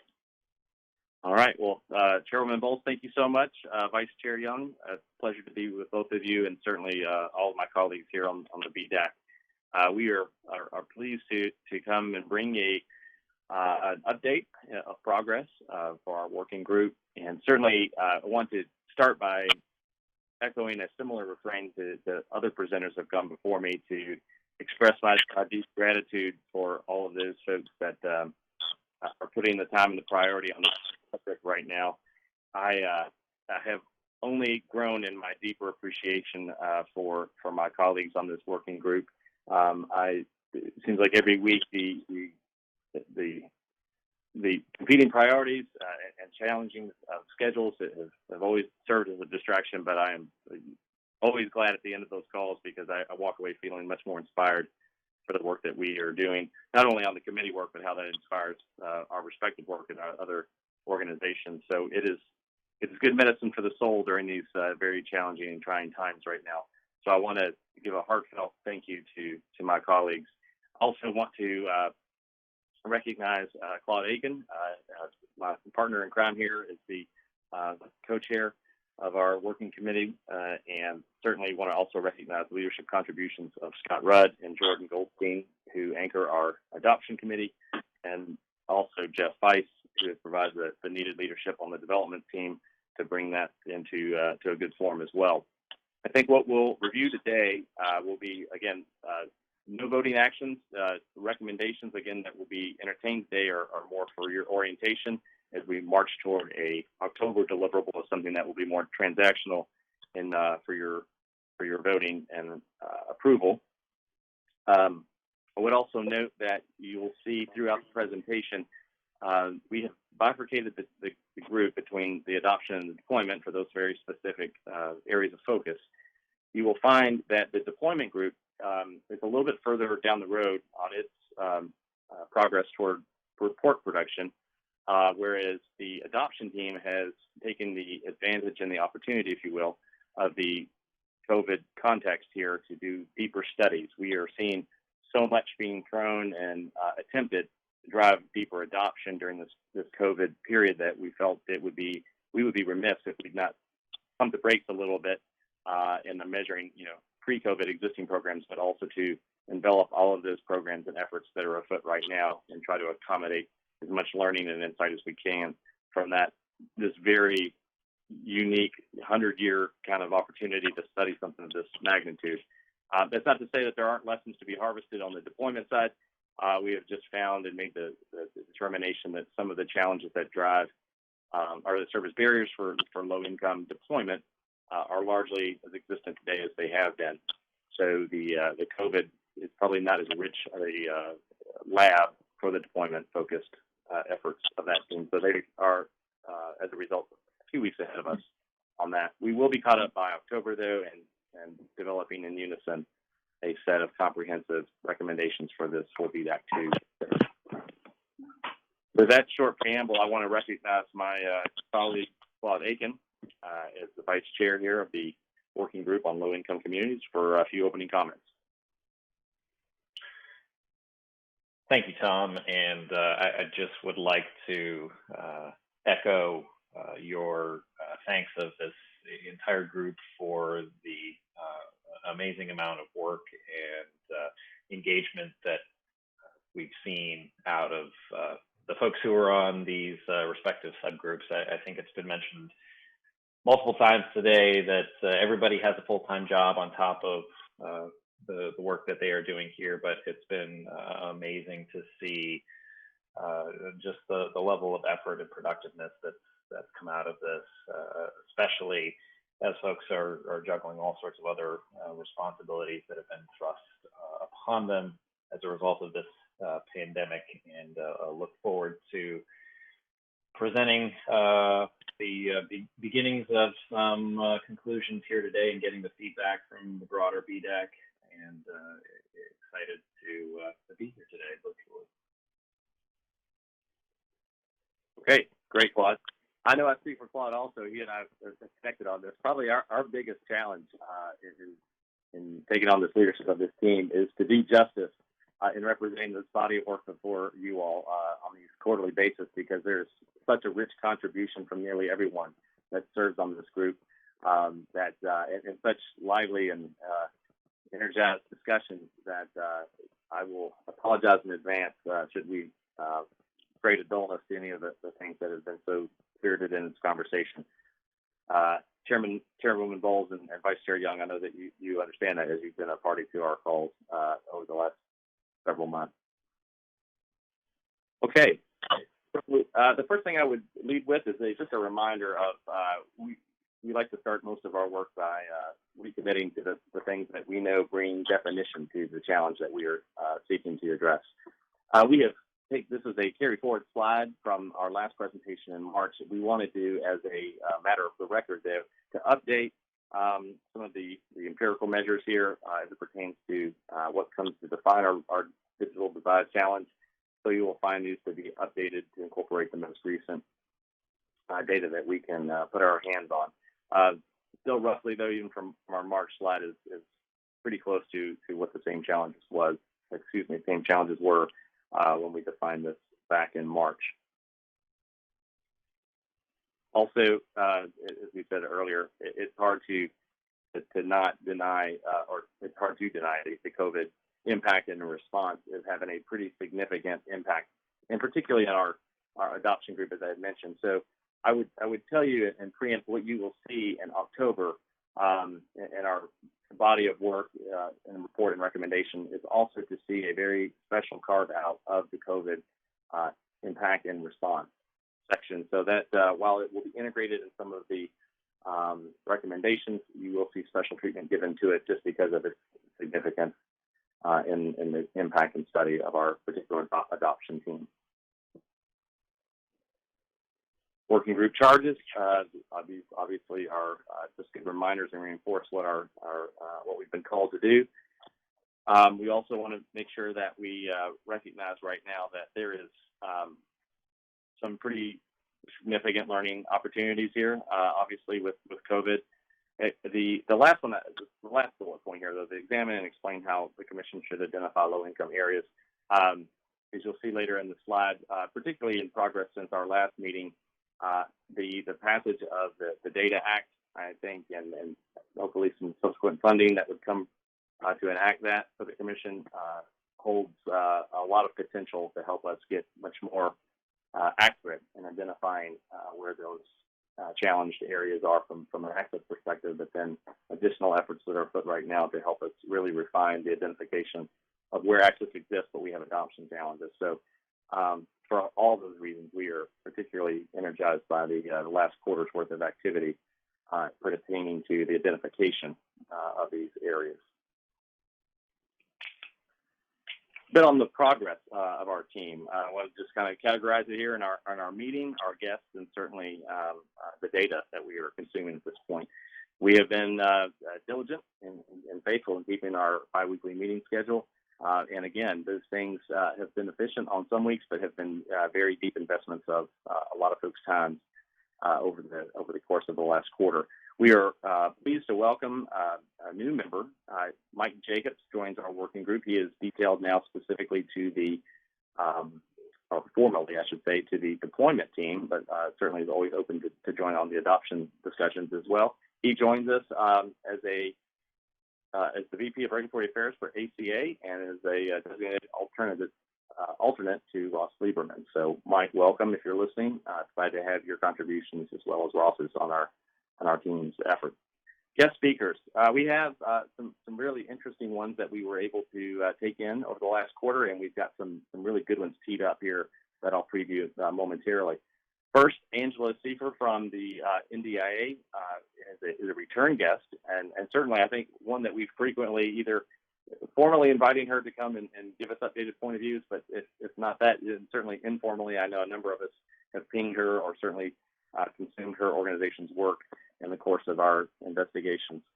So we were glad to have Angela a few weeks ago give us an updated point of view, specifically on what the NDIA is seeing as the effectiveness of certain COVID response programs. So she regaled us with that insight. We were also joined, thanks and compliments to Kimball. John Badal is the CEO of Sacred Wind Communications, and my goodness, what a equally sobering but also inspirational preview he gave us of life on the native lands and what some of the unique challenges are there. And my goodness, that really put a lot of from the beast of bold, a lot of wind in our sails to help understand and make the specific sensitivities to what happens on our nation's tribal lands. Also, Richard Lucas joined us, compliments of Scott Rudd from the MGA. Particularly, what we were looking for with Richard's presentation was to understand from the National Governors Association, what are the state-led efforts? We know that effective responses to address low-income deployment and adoption is a multi-tier effort. We have, obviously, the federal efforts, we have state-based efforts, and we certainly have localized and regional efforts. Richard really did a lot to let us know how they are helping and supporting governors right now during this particular challenging time to orchestrate the best practices, identify best practices first of all, and then share that information across their larger interest group to ensure that they speak with a common voice there in DC, but also share with them amongst their member states where things are working and what things aren't working. So we had a great discussion with Richard, and I believe NGA is set to produce a bit of a compendium in August on some of their findings as a result of COVID. And so we will certainly all look forward to consuming that and likely have Richard back to the team to review that body of work once they put that into production. Speaking of reports, adding to our already large canon of research, we have a few other reports that we were able to consume here over the last quarter, and this list keeps growing. As I mentioned, Kimball brought forward some updated point of views here with the tribal land and technology assessment there through the American Indian Policy Institute at Arizona State. You will find citations to this work later in our slide deck on some of the points that have found its way into recommendations. Also, the kind of a go-to is the Federal Reserve Bank of Philadelphia. And also, the Community Reinvestment Act is obviously an area that we have, it's been on our radar from inception here. So we are tracking a lot of the activity and leadership that the Federal Reserve banking system has provided in regards to this. Also, the inquiry concerning deployment of advanced telecommunications capability to all Americans in a reasonable and timely fashion. That obviously report from the Commission dropped earlier this quarter, and of course we're starting to see that we knew this would start rolling in, but a number of reports are starting to surface now on COVID impact and response. A few that we have consumed as a group here in the last quarter has been the Annenberg research on COVID and distance learning gap. And we also, a number of us are starting to, or have consumed the McKinsey report that recently dropped on COVID-19 and the student learning loss in the United States. And so, again, we anticipate before we get to October, a number of COVID-specific related studies, not only on the impact, but obviously the efficacy of the responses that have been mobilized as we head into the fall. As we all are at this point probably understanding that the start of the school year will look probably more like how it ended than this time last year. We certainly expect continued investigation into that area. So that serves as somewhat of an indicating piece for our having delayed the adoption team's report production and to keep the study lens open as we move through these several months. Also, it'd be hard to, I think this came up through Red and Jonathan, and certainly Letitia and Dr. Backer's reports, the amount of legislative action that has been playing in the background is hard to deny, and its potential impact to the tens and hundreds of millions and billions of dollars that are being contemplated right now to address these issues is one that rightfully should be considered as we think about not only existing programs, but the future of the opportunities through the Universal Service Program funds, as well as other private sector and public sector partnerships that come about. Again, catalyzed mainly by this COVID response priority. A number of these we talked about earlier was obviously the passage of the Broadband Data Act, but that holds for improved availability mapping and verification. We also have updated numbers as we referenced through the Section 706 report that dropped in April. And then, of course, some of these other things that are ongoing when I talk about the COVID relief packages and impact studies that, again, are just now beginning to roll in. It was mentioned earlier, but we also have been encouraged kind of outside the formal legislative and policy area of measure, a number of folks that have come together to bring voice and attention to the subject. Obviously, things like the American Connection Project, Broadband Coalition. I think Letitia mentioned that one earlier. That is obviously the cross-sector coalition seeking to increase public and private sector investment in rural America. There are obviously equivalents in a number of these coalitions right now are coming together. Shelby is a force. There are a number that are really beginning to turn up and speak with a unified voice. in ways that we hope will begin to influence a more formal legislative process to bring about the needed investments and responses from our legislative body. An update on the preamble. Again, this has continued to evolve a bit since our last session. We are bringing, rather than read it to you, I think some of the spirit that is starting to evolve here is to understand that bringing tighter definition to the fact that we have divided our work into deployment and adoption foci. The other piece that you will see in this draft version of the preamble, but likely to morph a bit, or I should say evolve a bit, we have talked obviously about existing programs. You will find that label throughout the preamble. Certainly in a pre-COVID world, that was our expected charge. I think that obviously with COVID playing in the background and knowing that a lot of the things will not be formalized by the time we submit these recommendations, we will draw heavily from the existing programs and their efficacy, but we will obviously pay special attention to the things that are evolving and therefore could be current or future iterations of a program. So that insight will not be only in the rear view, but it could take on the responsibility to project or even pontificate on some of the things that are not quite formalized in the learning yet, but are trending in a way that would suggest a responsible inclusion in our report. Working definitions. A few things here that we have added to, and I want to make sure that this thing is tracking. Specifically, when I'll come down to the broadband definition, we have dedicated a fair amount of time to the discussion on making sure that this group, while we accept and adopt the previously established definitions for broadband from the Commission and even from our predecessor, BDAC, we want to make sure that we are focusing also on the things that define what is acceptable from delivering the service. Chairwoman Bowles has been very good to keep our focus on letting broadband be defined more about what it does versus what it is. We believe that disciplining our thinking and certainly our recommendations in that area will keep us far afield from any criticism of particular technology bias or certainly in a preoccupation with a binary definition of what a piece of infrastructure can deliver. So again, you will find a tone and tenor through our report that focuses on what it is versus, what it does versus what it is. That would also account for things that are starting to find our way in, and particularly as we look at COVID, is really, I think, brought this home is, the terrestrial line versus the mobile. That's a very rich discussion.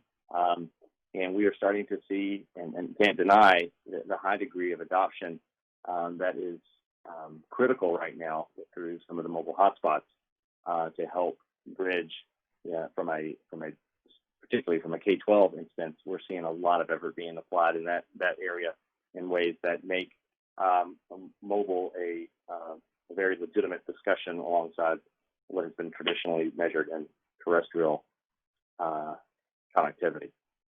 So that is in there, as well as mentions of 5G and some of the evolving technologies. Again, making sure that we focus more on what it does versus what it is will allow the inclusion of those type of things alongside more traditional measures of broadband. I'm going to pause for a minute. Scott Rudd, we have the pleasure of having him serve here, obviously, on the BDAC. So I want to recognize his contribution and leadership, certainly, as we get ready to take on the adoption side of our work over the last quarter. And Scott, I would recognize you for a few minutes of opening comment.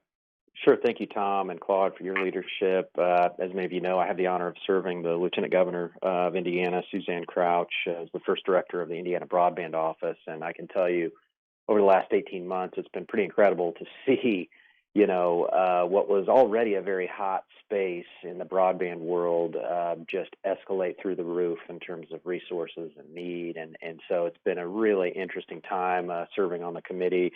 I want to thank the committee for their work, as many others have, but particularly call out Vice Chair Jordan Goldstein for his instrumental congealing of this report and the group's activity. So in terms of some just brief remarks, the low-income adoption group is somewhat different than the other groups, and it's different because we're dealing with more nebulous kinds of data or facts. As an example, we're dealing with things like relevance and affordability and the perception of the need for this technology. And so we've got a very different type of approach, and that explains kind of why we were moving in the way we were. And then, of course, right in the middle of our effort, as many of the other groups experienced as well, our area, particularly when COVID hit, was struck very hard because of the spike in relevance and spike in need for affordable options, and the perception completely changed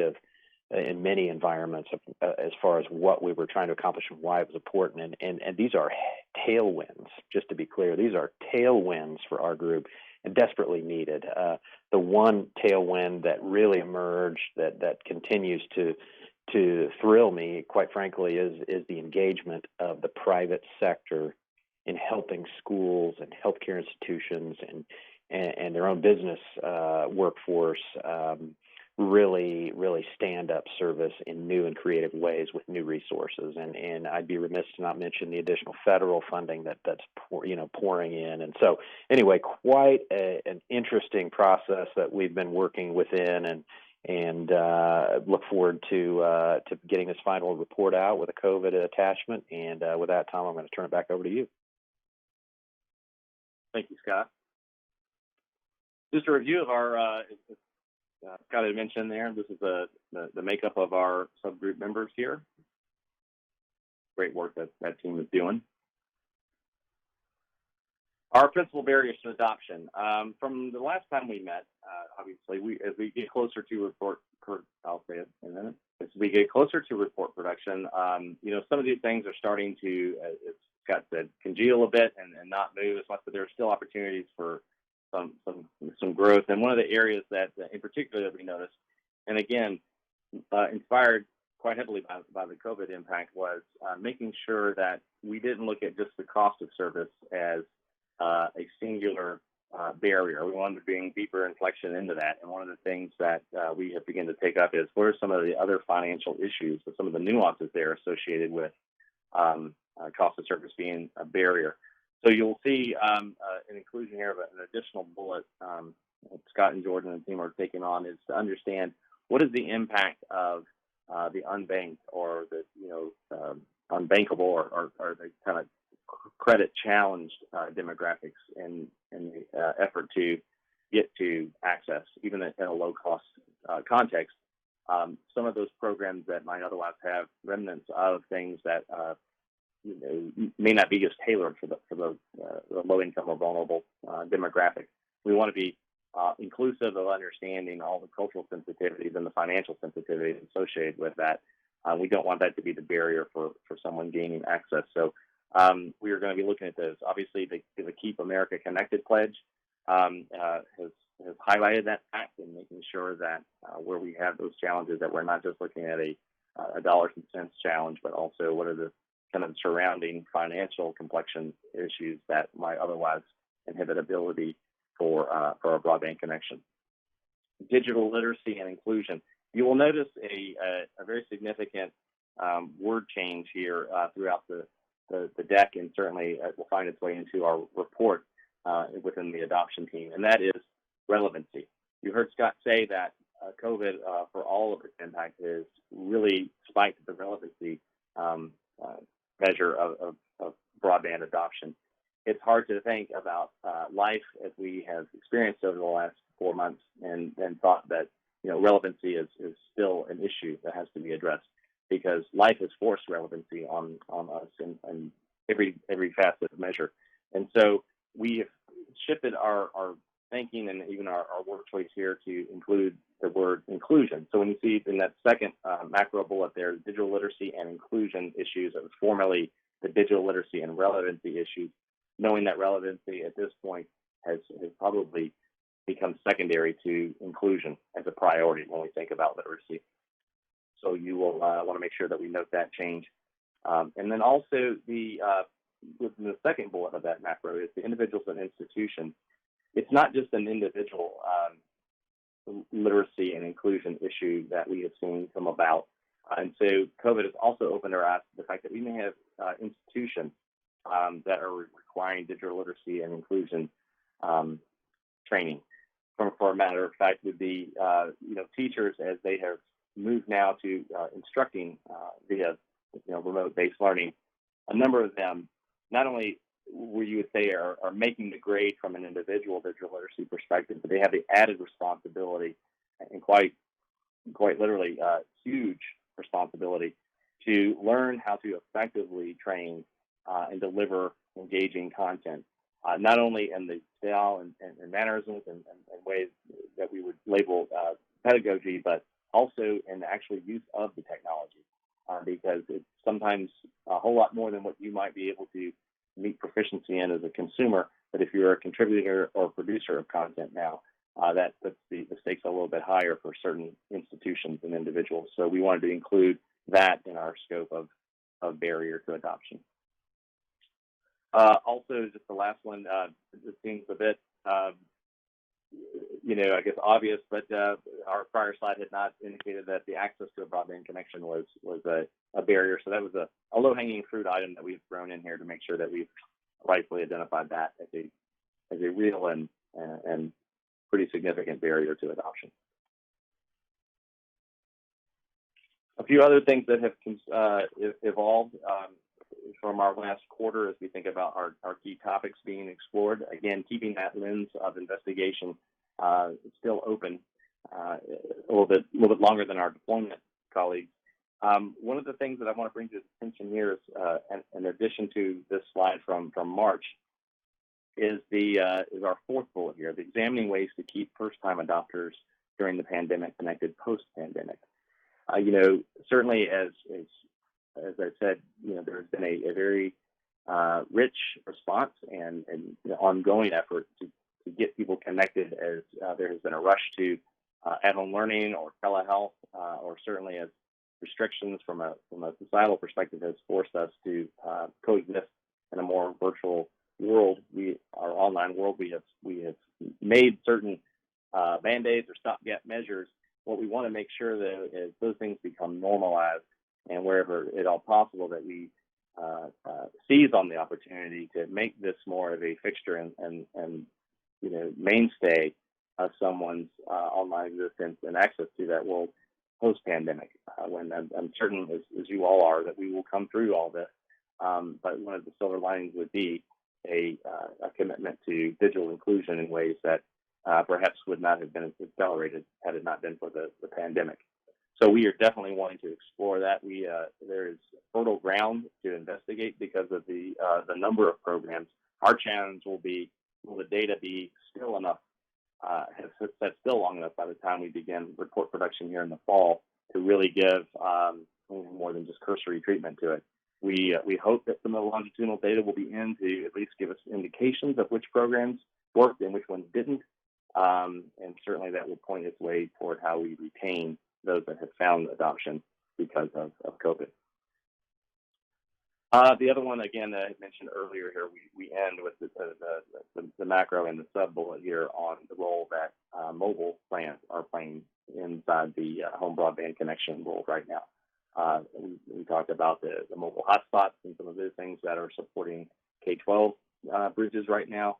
To the extent that now has, I think, changed the discussion. We also talked about the American Policy Institute ASU study here that is noting that nearly a third of those on our reservation land have adopted mobile wireless as their main connection. And so we've got to account for that. We think about its rightful place in adoption strategies.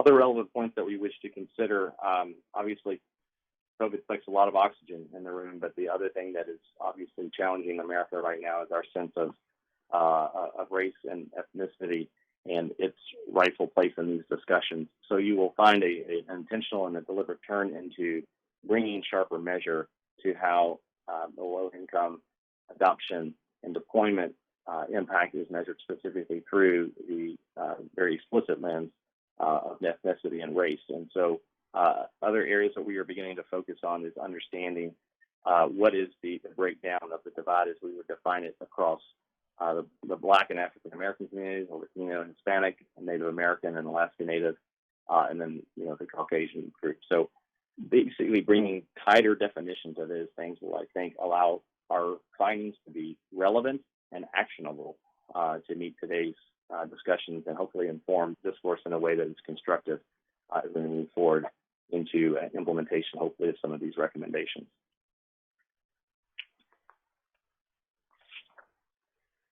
As I had mentioned at the onset, what you will should expect to see in October will be an adoption and a deployment focused set of recommendations and findings, but you will also see something of a special insert, if you will, that takes up specifically the lessons that we have been able to garner from the COVID context. As I'm sure all of my colleagues' reports in their respective working groups will take on the subject specifically as well. Again, we understand that relevancy is probably one of the biggest outcroppings here is if you ever responded in a survey that you haven't logged in or chose to adopt an online existence because you don't see the need in it, the cruel reality of what COVID has produced for you, I'm sure has made that certainly a convincing a part of your world. So we are looking at that. The other thing that I would say is we are in a really good position, and again, if there is a regret, is that there will be still so much of the story to be written by the time we begin to deliver reporting in October, is the amount of data and longitudinal data that's coming in just now. We're just starting to see some of the early things that have studied in microcosm in particular what K-12 or telehealth looked like from those months of March to now. Certainly as that number and that duration and time span elongates, the depth and the richness of that data and the more firmness of that data will be something that I think whatever body of examiners take on from here will be certainly their responsibility to take up wherever we leave off. In particular, I wanted to note, we mentioned the Annenberg and also the McKinsey report on COVID, specifically in the K-12 learning context.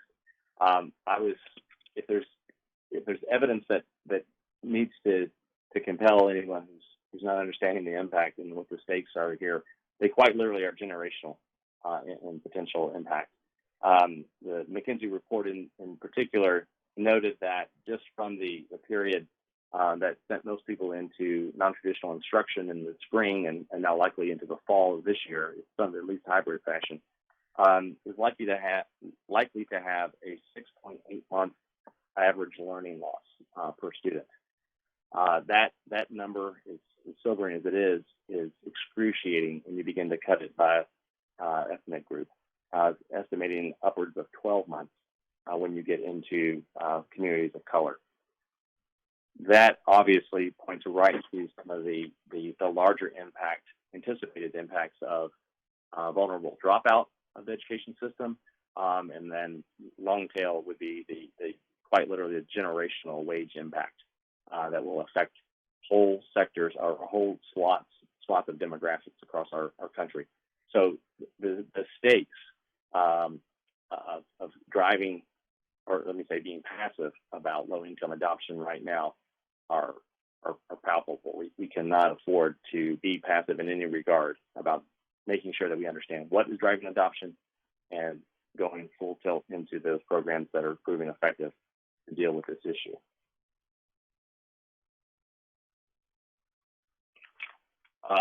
Likewise, I would say the clarity of the impact, and certainly reinforced by certain data points, but you don't necessarily need data to surmise the potential economic and societal impact that COVID has created on us for those that are inside the digital divide. We also have the rich opportunity now to study a number of responses. As we had talked about before, there are a number of things being discussed at the federal level that will ensure, like I said, 100-year kind of storm investments in broadband as a response to this. But there are also countless state-based and local community efforts that are seeking to curb this challenge. In many regards, and you will see this reinforced in one of the recommendations that, again, I feel vindicated, preceded COVID. COVID just affirmed this one aspect of our work, and that is the need for data sharing.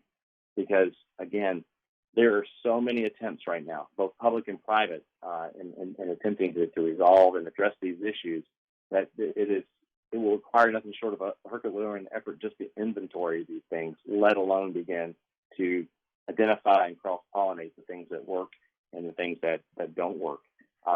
When we see such unprecedented levels of spend, you want to ensure that that money is not being wasteful or redundant. And so the need for data sharing is going to be increasingly important to talk about all of these things. Also, we want to make sure that things like the lifeline and E-rate requirements and some of the suspension of the rules, not just in that particular area, but in all of these, there will be a number of things, I'm sure, that were temporary in their initial design that will make very compelling cases for some degree of permanence or at least alteration to what their former state was. And so we definitely want to make sure that we call attention to those things that are likely to have long-standing benefit and therefore worthy consideration of alteration. Again, we are not going to make explicit recommendations to any existing Universal Service Fund program, but we certainly want to call attention to those things that are maybe outside of that could have influence in the work ahead. Again, I will say that we have not had any additional recommendations since March. These will still be, I would say, the macro buckets of what you will see the recommendation forms take. I think that certainly over the last quarter, and as we study more and enrich ourselves in this knowledge, you will see deeper consideration of these things, and certainly our knowledge has improved in these areas. Scott said it in his opening salvo, and I'll say it again. The holistic nature of these programs has to be considered. It's hard to almost extract these. We have done that for purposes of study to make expedient effort, but they have to come together. And so it'll certainly be the work of our larger group to bring and thread that deployment and adoption work where we can into a highly synergized body of recommendation. But we also need to be considerate of any program that is slanted in one way or the other, that it is considered of its counter from the adoption or the network side of it. And then, of course, cost. So these things are, again, it's never a one-size-fits-all solution. All of these things have been proven that they have connection to one another and have to be considered across many different lenses. Improvement of data, we talked about that. Certainly, we want to make sure that when the stakes are as high as we have commented, that we do not remain complacent about our ability to be good enough in identifying where the challenges are or where the areas of focus should be. We want to be precise. We want to be surgical in our identification. I will also say when we think about outreach, which is another recommendation, I'll jump ahead for just a minute. It's been noted and discussed in the working groups that it's one thing when life thrusts a certain circumstance on an individual that compels them to go looking versus when we return to hopefully a state of normalcy again, outreach and how we will learn to culturally impact or penetrate a particular demographic. We want to make sure that those begin to inform very intentional outreach measures. Again, when someone is looking for you, the two groups are more apt to find one another. But when the sense of urgency and relevancy begins to subside a bit, we want to make sure that we at least have learned and not just responded to ways that help us make effective outreach and connection into the low-income community groups. Data sharing, again, we talked about that, how important that is. Now more than ever, it would be easy to be lost in a sea of noise because of everyone's fervent actions right now. We want to make sure that someone is serving as a clearinghouse, either formally or informally. There are a number of groups that are endeavoring to do that, even on an informal basis. We'd like to see more of that formalized, or at least the exemplars pointed out to where these repositories exist for a community who wishes to take more initiatives can go. Likewise, state and certainly federal agencies working across their jurisdictions to make sure that they understand what impacts or what programs have been put into place and what the impacts are and how they may otherwise help provide some economies as we look into longer range plans for driving low income deployment and adoption.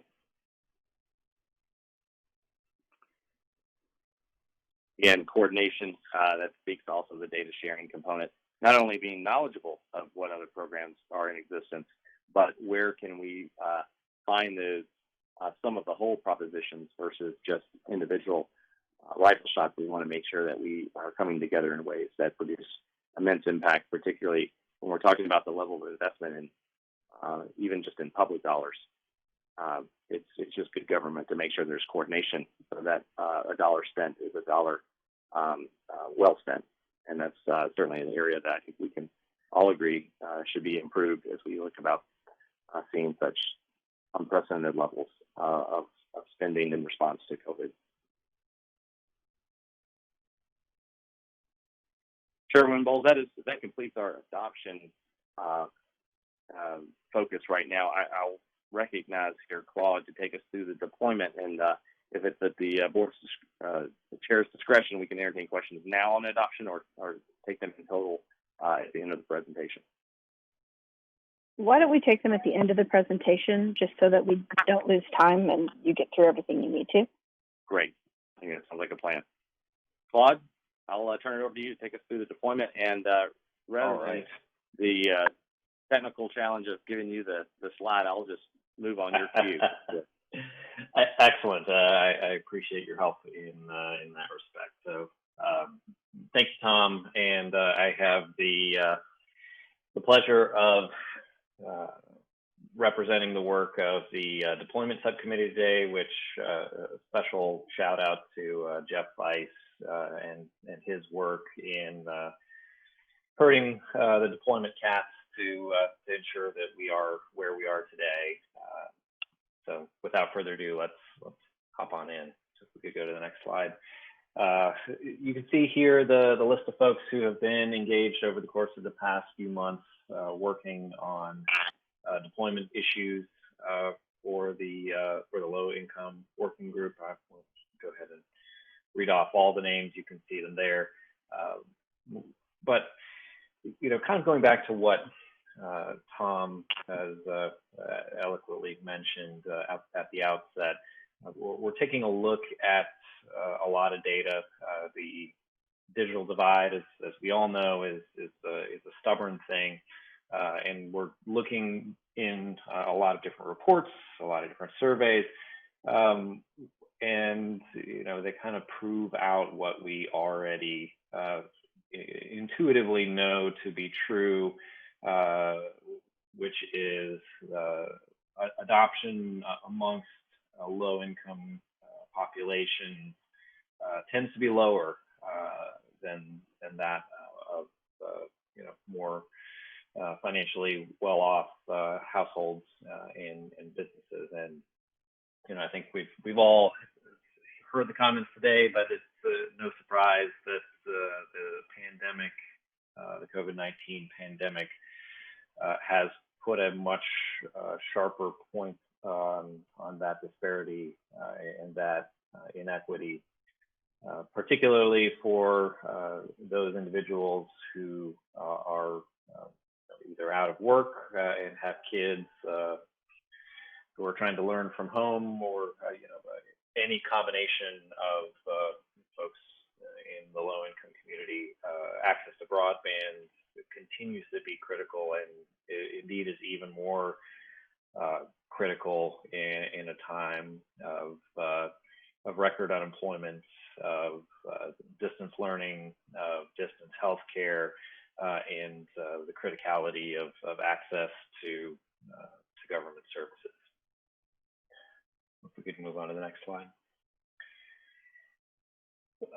So the actual, we all know, at least those of us who may have taken statistics 101, that the correlation does not equal causation. And I think one of the issues that we have run into as a working group is the difficulties that the lack of good broadband mapping data has impacted our ability to really put a fine data-driven point on the issue.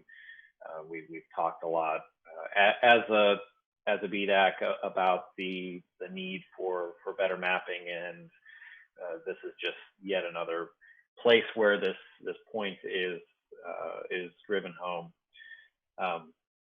We do have and have been using Philadelphia Federal Reserve data, among other data sources, to compare broadband deployments with low-income census areas. That work is ongoing, but we continue to face a lot of the barriers that a lot of other broadband and broadband adjacent work has run into with the lack of quality data. And we're hopeful that the passage and hopefully the eventual funding of the Broadband Data Act, as well as the Commission's work on the digital opportunity data collection, will be able to make a real difference in improving the quality of that data. Moving to the next slide. So the recommendations and incentives, we're beginning to develop thoughts around those as a working group. Wanted to give everybody a little bit of a preview of some of the things that we are thinking of in the line of deployment incentives for low-income communities, and those really do fall into a couple of different buckets. One of which is more broad deployment incentives and recommendations that are not necessarily targeted specifically to low-income communities, but have the impact of improving the deployment case for low-income communities. So it's not necessarily targeted, but has the impact that we want. As well as the second set of recommendations is those which are specifically focused on communities that have a higher than average population of residents who are lower income.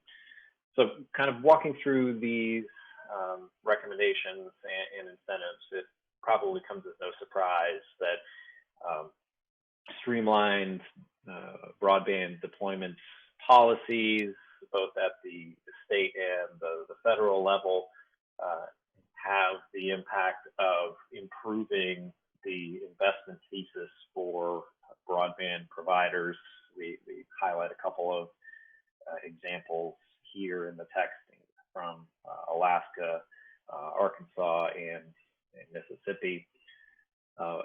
Tax incentives, other than simply just measures focused on the broadband deployment themselves, also have a positive effect on removing barriers to deployment in low-income communities, and we provide a couple of examples here at the state level, which you can read at your own leisure. And I think the third bucket is just general regulatory barriers, and this just builds on and cites a lot of the good work that has already been done by this group in the state and municipal codes, the small cells order, and subsequent clarification, and also cites as an example the Accessible, Affordable Internet for All Act, which is a recent piece of work by the House of Representatives. It was one of many pieces of broadband-related legislation that has the potential to improve the deployment case for low-income areas. Another piece which is pretty critical to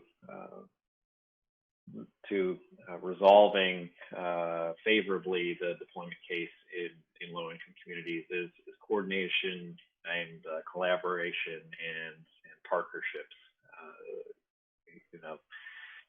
It just kind of falls in the bucket of any way that you can improve the way that federal and state and local programs are talking to one another and working with each other rather than at odds or inefficiently. I think, as Kelly had mentioned about state usage of some of the CARES Act funding, I think it just drives home the need for collaboration and coordination, particularly as it relates to funding, to make sure that programs are working in concert and not at odds with one another. And you can see a couple of the reports that have come out at the federal level, which talk about a lot of efforts that have gone on to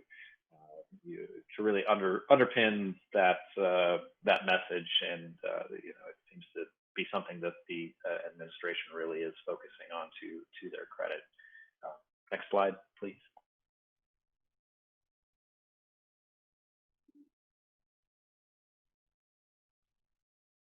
There we go. Again, these are more general bucket recommendations and incentives, expanding the use of the Community Reinvestment Act for broadband infrastructure projects, efforts to facilitate middle mile and last mile deployments. Middle mile is particularly an issue in rural areas where the cost of backhaul may impact the ability of providers to deploy into areas where there is not a robust return on investment. So, kind of falls in the bucket of anything that you can utilize to drive down the cost curve improves the business case from the perspective of the provider. The working group also recommends and recognizes the roles that states and localities can play, particularly since they are closer to the ground of the needs and wants of their communities. So we are planning on putting together some recommendations around state universal service grants and loans. I think one aspect of this that's been kicking around at the federal level, as an example, is this idea of Dig Once, which would enable the broader deployment of broadband when other infrastructure projects are going on. So again, just in the general bucket of any way we can drive down the cost of deployment makes an impact on the ability to deploy to low-income communities.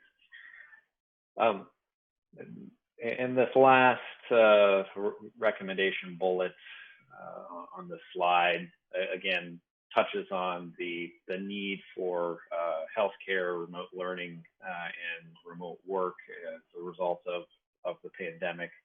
And really is a shout out to the work, particularly that the FCC and other agencies have already done to both fiscally and otherwise to enable providers to be able to better respond to the needs of communities, businesses, anchor institutions, and consumers that are servicing low-income communities as a result of the needs that are been really come to light as a result of the pandemic. We kind of call out the work that the FCC has done on the schools and libraries program, as well as the rural healthcare program, and makes the recommendation that states may be able to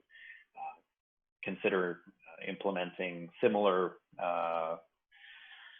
programs if and when these temporary actions of the FCC do expire at the federal level. Next slide, please.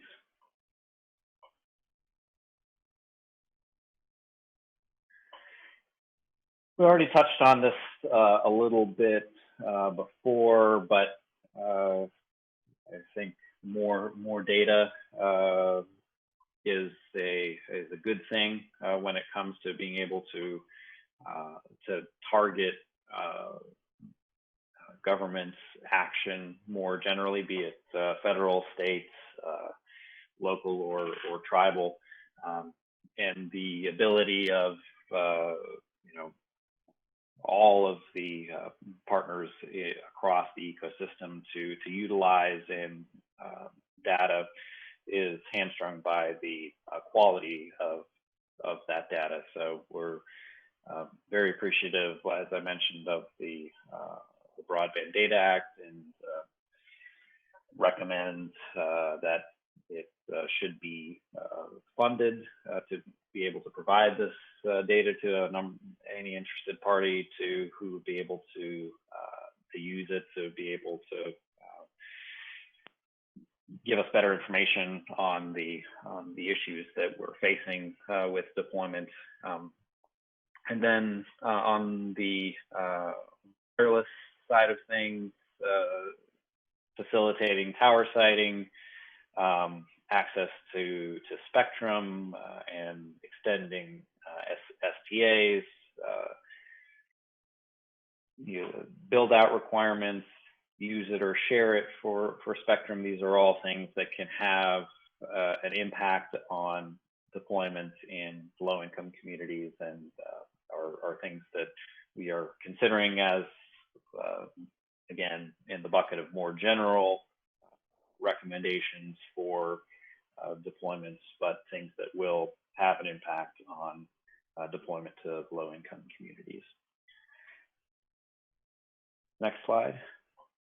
So now this is getting into the second bucket, where we are making more specific recommendations that will have a more targeted impact on low-income communities. These are generally designed to either reduce the cost of investment or increase demand, increase competition, and/or enhance the workforce development, which are all things that have an impact on a broadband provider's ability to robustly address low-income communities. We specifically call out the work that Chairman Pai, Senator Capito, and other members of Congress have done to around gigabit opportunity zones. There's some well-established bodies of work there that would have streamlined deployment-friendly policies that really we believe would move the needle on deployment in specifically low-income communities. Set-asides in federal funding programs for investment in low-income areas. Examples are tribal set-aside, or Senator Thune's proposal for a rural set-aside, are examples of things that the federal government could do to specifically address broadband deployment in areas that where the investments and adoption case is lacking. We mentioned more general tax impacts and proposals earlier on in the presentation, but that's been a area where federal policy has addressed low-income communities in the past, and with some success in utilizing tax policy through either expensing capital gains, property tax abatements, and other mechanisms to provide incentives for deployment, specifically in opportunity zones or low-income communities. And now it's be like, just a transit entity seems to be like a straightforward process with the help of Google Corp Dev. Could we but when it comes to like Australia, I think somebody came off mute. Curious about that. Okay. Yeah, I'm definitely point on the launch pad. Is there a way to? Thank you. Sorry, I'm literally on a call with the FCC all day, Broadband Deployment Advisory Committee, and I've had to like juggle the huddle, and now I have a call with Juan, so I'm like half in, half out. All right, ladies, see ya. Take care. Bye. To remind everyone to go on mute when they got other calls. Yep, please stay on mute. So sorry. Speaking. Thank you. That would be helpful. Thank you very much.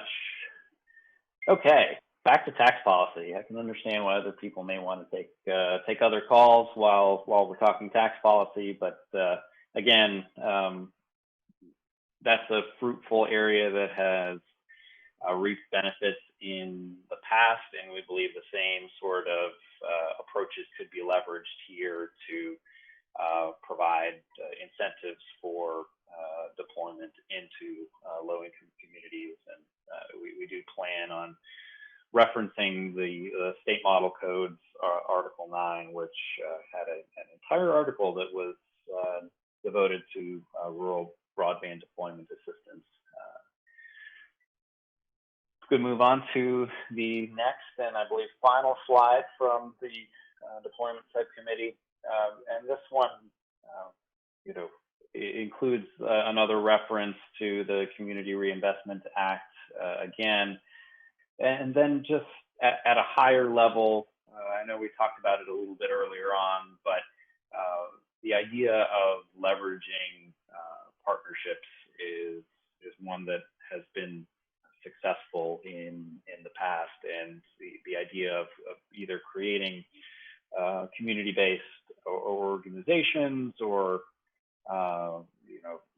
developing other public-private partnerships that would be able to move forward as a coalition to work on plans for these areas, addressing different components of broadband deployment that individual entities may not be able to adequately address on their own, has been shown to be productive and fruitful in the past, and we were planning on recommending that similar approaches be used here, both for demand aggregation, identification, and overcoming deployment obstacles, and really addressing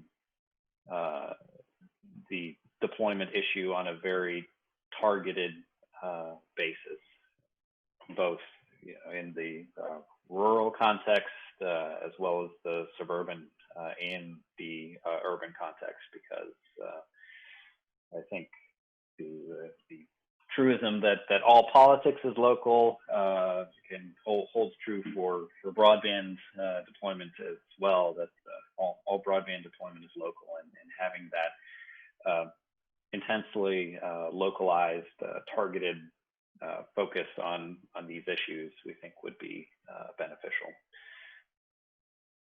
So I believe that is the conclusion of the deployment presentation. I'll thank you, Tom, for the opportunity to present, and I'll hand it back to you. Great. Thank you, Claude.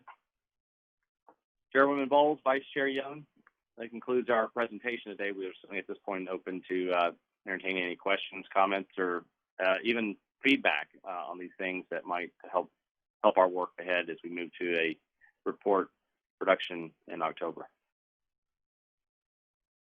Perfect.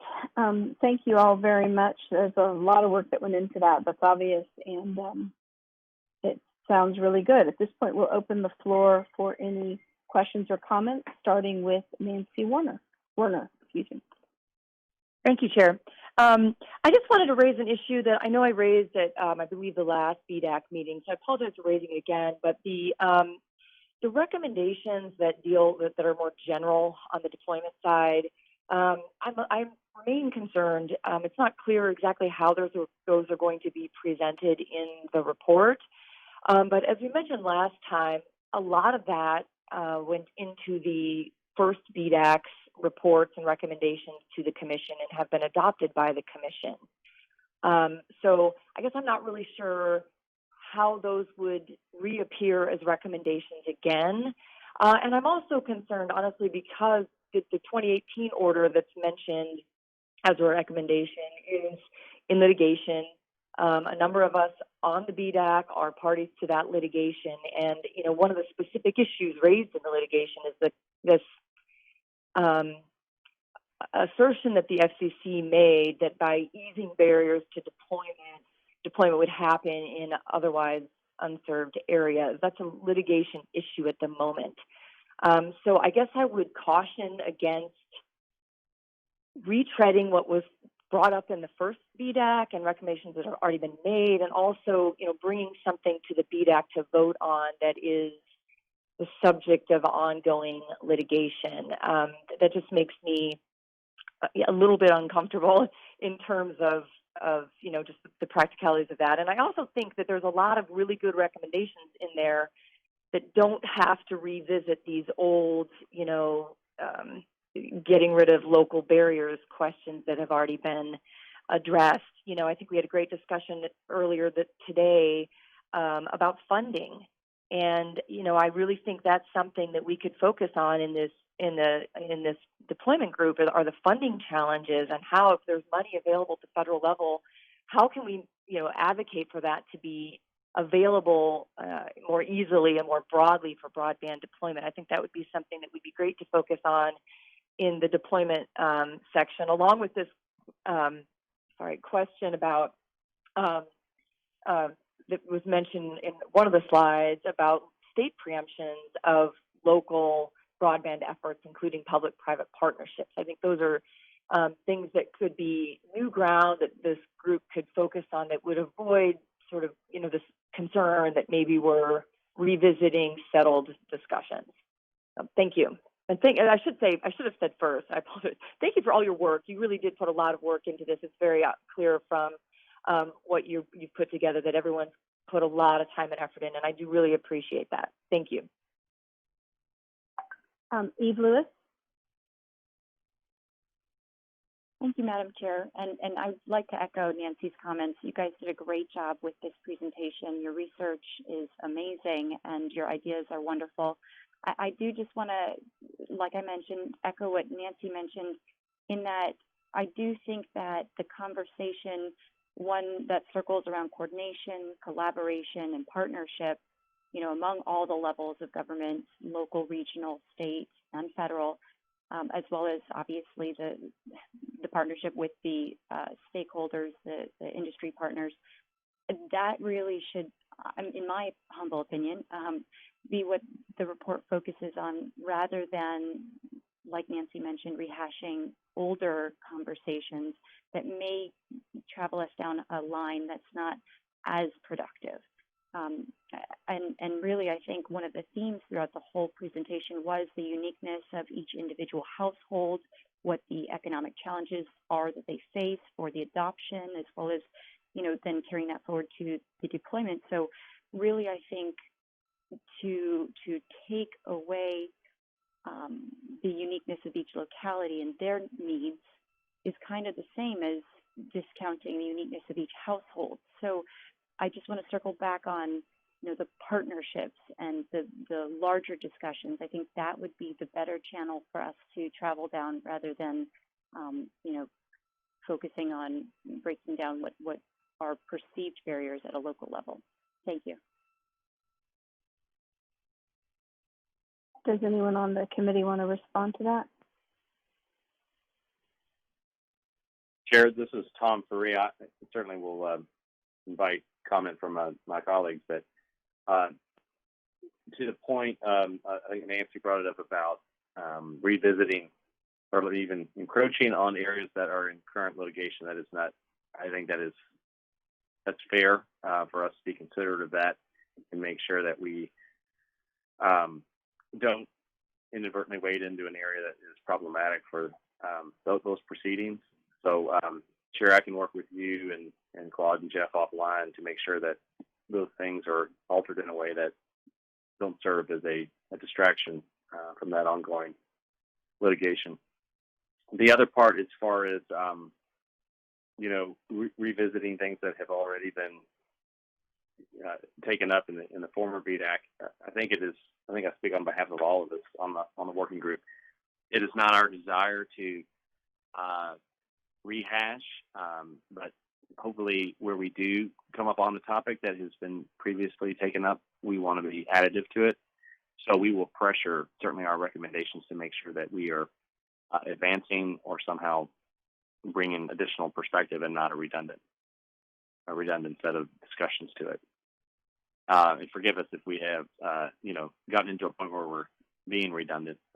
It's always our intention to build on the body as we have been charged versus rehash or relitigate a particular topic.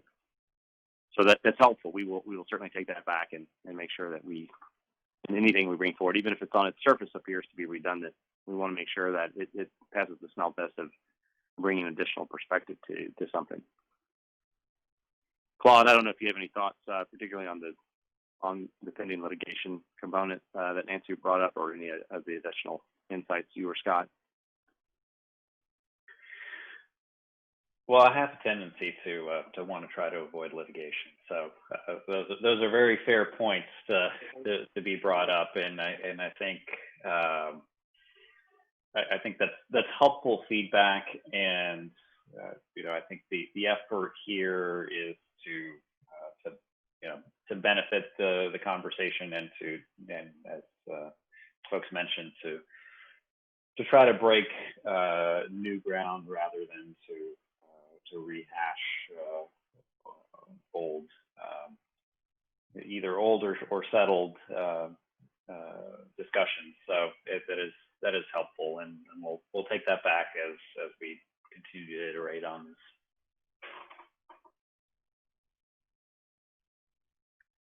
Okay, thank you. I think that my personal take on that is that we should definitely take it back and look at it, and we can obviously talk offline too, but there are a lot of things that are often pending that could or could not impact the work that this committee does, and that doesn't mean that we should not take them head on. I mean, I don't want to get into litigation either, but I'm also, just because there is litigation doesn't mean it's not a valid conversation to have. So I'd like to continue that conversation. We can see how that plays in here. We have opined on matters that were actively pending in front of the FCC. We have taken positions that were contrary to filings that members of the BDAC had expressly put into the record. And so I think as an organization, we can't really say, oh, well, some members are involved in a lawsuit and therefore we can't address any of this, which I don't think is what anyone is saying. I just want to make sure. As far as relitigating issues that have already been decided, yes, that's very clear. We don't want to do that, but times do change and 2 years have gone past, and it's time, if it needs to be revisited, it needs to be revisited. But we also don't want to, try to, reframe things that have already been framed. We have David Young and then Chris Nurse. David. Thank you, Chairwoman. I appreciate the opportunity. I know a lot of work went into this presentation, specifically for both of these groups. I do think there is a tendency to lump everything together. So when we're talking about rehashing things that have been discussed before, I think there's 2 points that I would like to bring up. On the state model code issues, specifically surrounding what's been done in Arkansas and Mississippi, we see examples of calling out removing barriers. And we want to make that clear as a recommendation to the full BDAC that we are in favor of removing those state barriers to public-private partnerships and the deployment of municipal networks where necessary to meet the need in areas that are high cost, where traditional business models wouldn't support building networks. I think that all of us have echoed this many times. COVID-19 has brought into clear focus the need for broadband across the entire country, really getting back to the larger question that was asked earlier. How do we differentiate between COVID-19 broadband needs and regular broadband needs? I think there are a few of us who feel there is no difference. We need ubiquitous coverage across the board. Where we can make that happen with a multitude of different technologies, which is why this presentation didn't focus on any technology in particular, just making sure that the availability was there. Those are my comments. Perfect, thank you. Commissioners. Thank you. Well, obviously, the adoption and availability are very, very important issues. And so I spend most of my day either building broadband networks or restoring them, depending on the weather. Certainly appreciate all the hard work that went into this. There's a lot of good sources that are cited as well. A couple things I think that would be helpful in sort of as they're moving to the write-up phrase that might help in a better framing of the issue. I think it's in the appendices of the cited documents and sort of stuff, but you really got to dig it out. But you've got two problems that you're bringing up: the adoption and availability issues. So I think it would be good to scale them. And to me, it kind of cries out for a pie chart. How big is your availability slice, and how big is your adoption slice? And is that 5 million, 15 million? Is it 1 million and 20 million? What's the relative magnitude of those? So I think that's something that you probably want to put up front, that really kind of help identify the relative scale of the two issues that you're dealing with. Another one that your data does a good job of addressing are sort of the trends over time, and I think that's important here. Your data and the discussion sort of identify age, education, income, and community as sort of four factors that correlate with low adoption. Of course, there's some commonality in those. I mean, low education tends to correlate with low income. Rural incomes tend to be less than urban incomes. Rural populations tend to be older than urban incomes. So, when you're doing your regression analysis, there's can be some extra work there as to what correlates with what. But I think it's important to sort of address the value of any forecast or the success of any program relative to what the trend of nothing would have been, right? I mean, if you've got 8 points to go and you're getting better 2 points a year, you have to get better faster than 2 points a year for your program to have moved the needle. So I think that would be a fair point, looking at the trends on low income adoption over time. I think the Pew data covers a lot of that. Here's what the trend is. Here's what the extrapolation of the trend would be.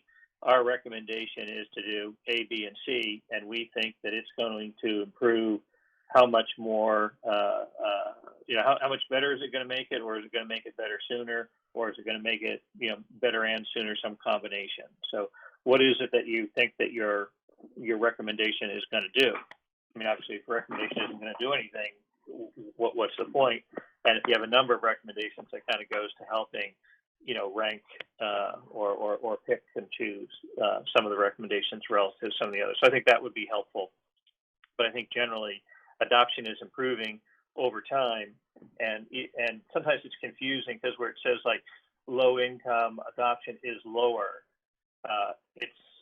that kind of can be misinterpreted to mean like it's lower than it used to be, because even if you understand it to be it's lower than higher income adoption, it needs the context of it's higher than it used to be, but it's still lower than high income is. So it's higher absolutely, it's lower relatively, and so I think that's an important point to care for in the write-up, to give the reader the fuller understanding of that.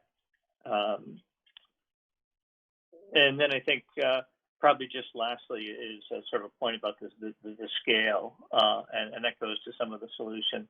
I think there was some mention earlier about congressional movement in the $80 billion neighborhood. And if you took 20 million homes at $4,000 a home, that would be your $80 billion. And I think that goes to the solution. If you're looking to prescribe a solution that's going to bring, how many homes does your recommendation seek to fix?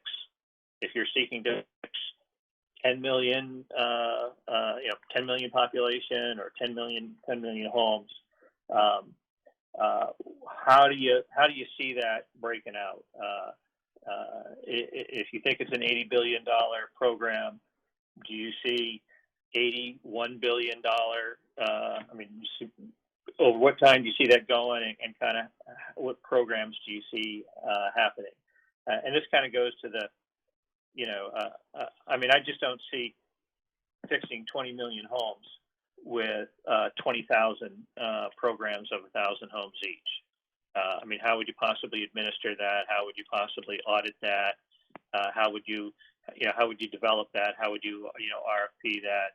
Just the administrative burdens of such an enormous number of very small programs doesn't seem like it's going to move the needle. And so I think you're probably talking about fewer programs of substantially larger scale in order to address the magnitude of, if you're looking at 20 million homes and sort of $80 billion. So those would be a couple of observations I'd had. Thank you. Is there anyone else who has comments or thoughts? Chair Bowles, this is Tom Faree, and forgive me, I want to make sure I properly identified who that last commenter was. I'm not sure Chris I caught Nurse. on it. Okay, thank you. Chris Nurse, AT&T. Yes, thank you, Chris.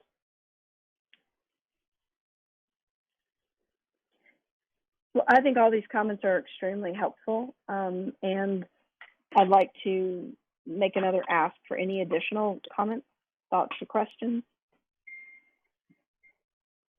All right.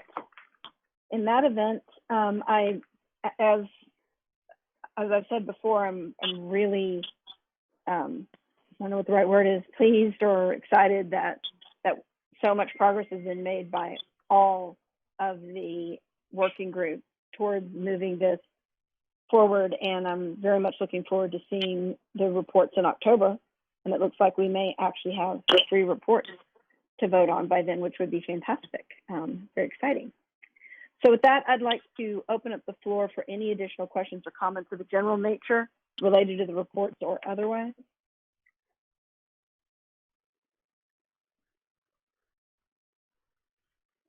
Chair, this is Tom Faree, if I may.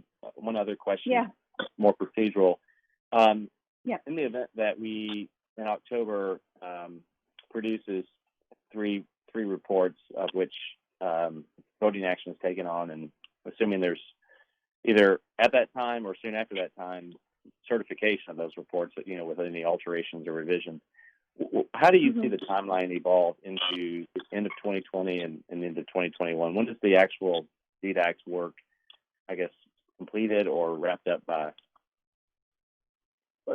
Generally, that's actually a good segue into next steps, so we'll do that. So essentially, assuming that all 3 of the working groups get their reports in by September to be voted on at the October meeting, then there will be some work, mostly cleanup work, presumably.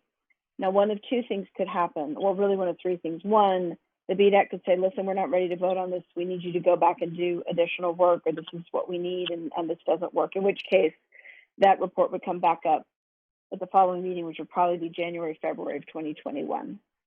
I don't know that we'll have another meeting in 2020 after October, but we might have one.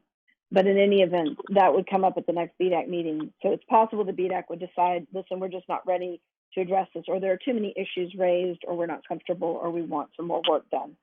So that would be one option. Option two is the BDAC is comfortable with pieces of it and not comfortable with other pieces of it, in which case they'll either vote up or down the various pieces.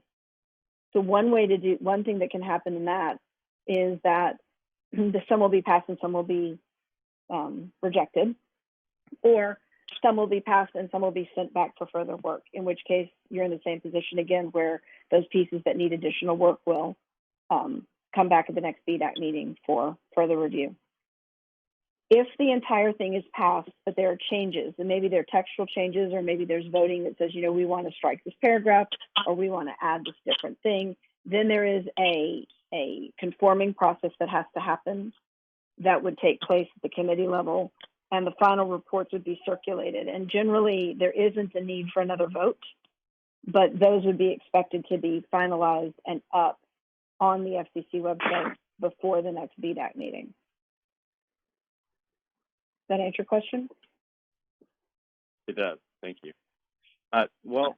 When is knowing that we have that 30-day lead, do we have a date identified in October? Yeah, that's actually my next paragraph. So here we go. I hope it's late. I hope it's late October. It's not. Our next meeting is currently scheduled for October 7th and 8th. Okay. And at this point, we're still going to plan on it being virtual. I guess there's an outside chance it won't be, but right now we should plan on it being virtual, especially given the timing of the move. Obviously, we'll keep everyone updated if that changes. We currently do want you to block 2 days, because if we're voting, there may be deeper discussion. It may not end up being necessary, and we can make that call. And then,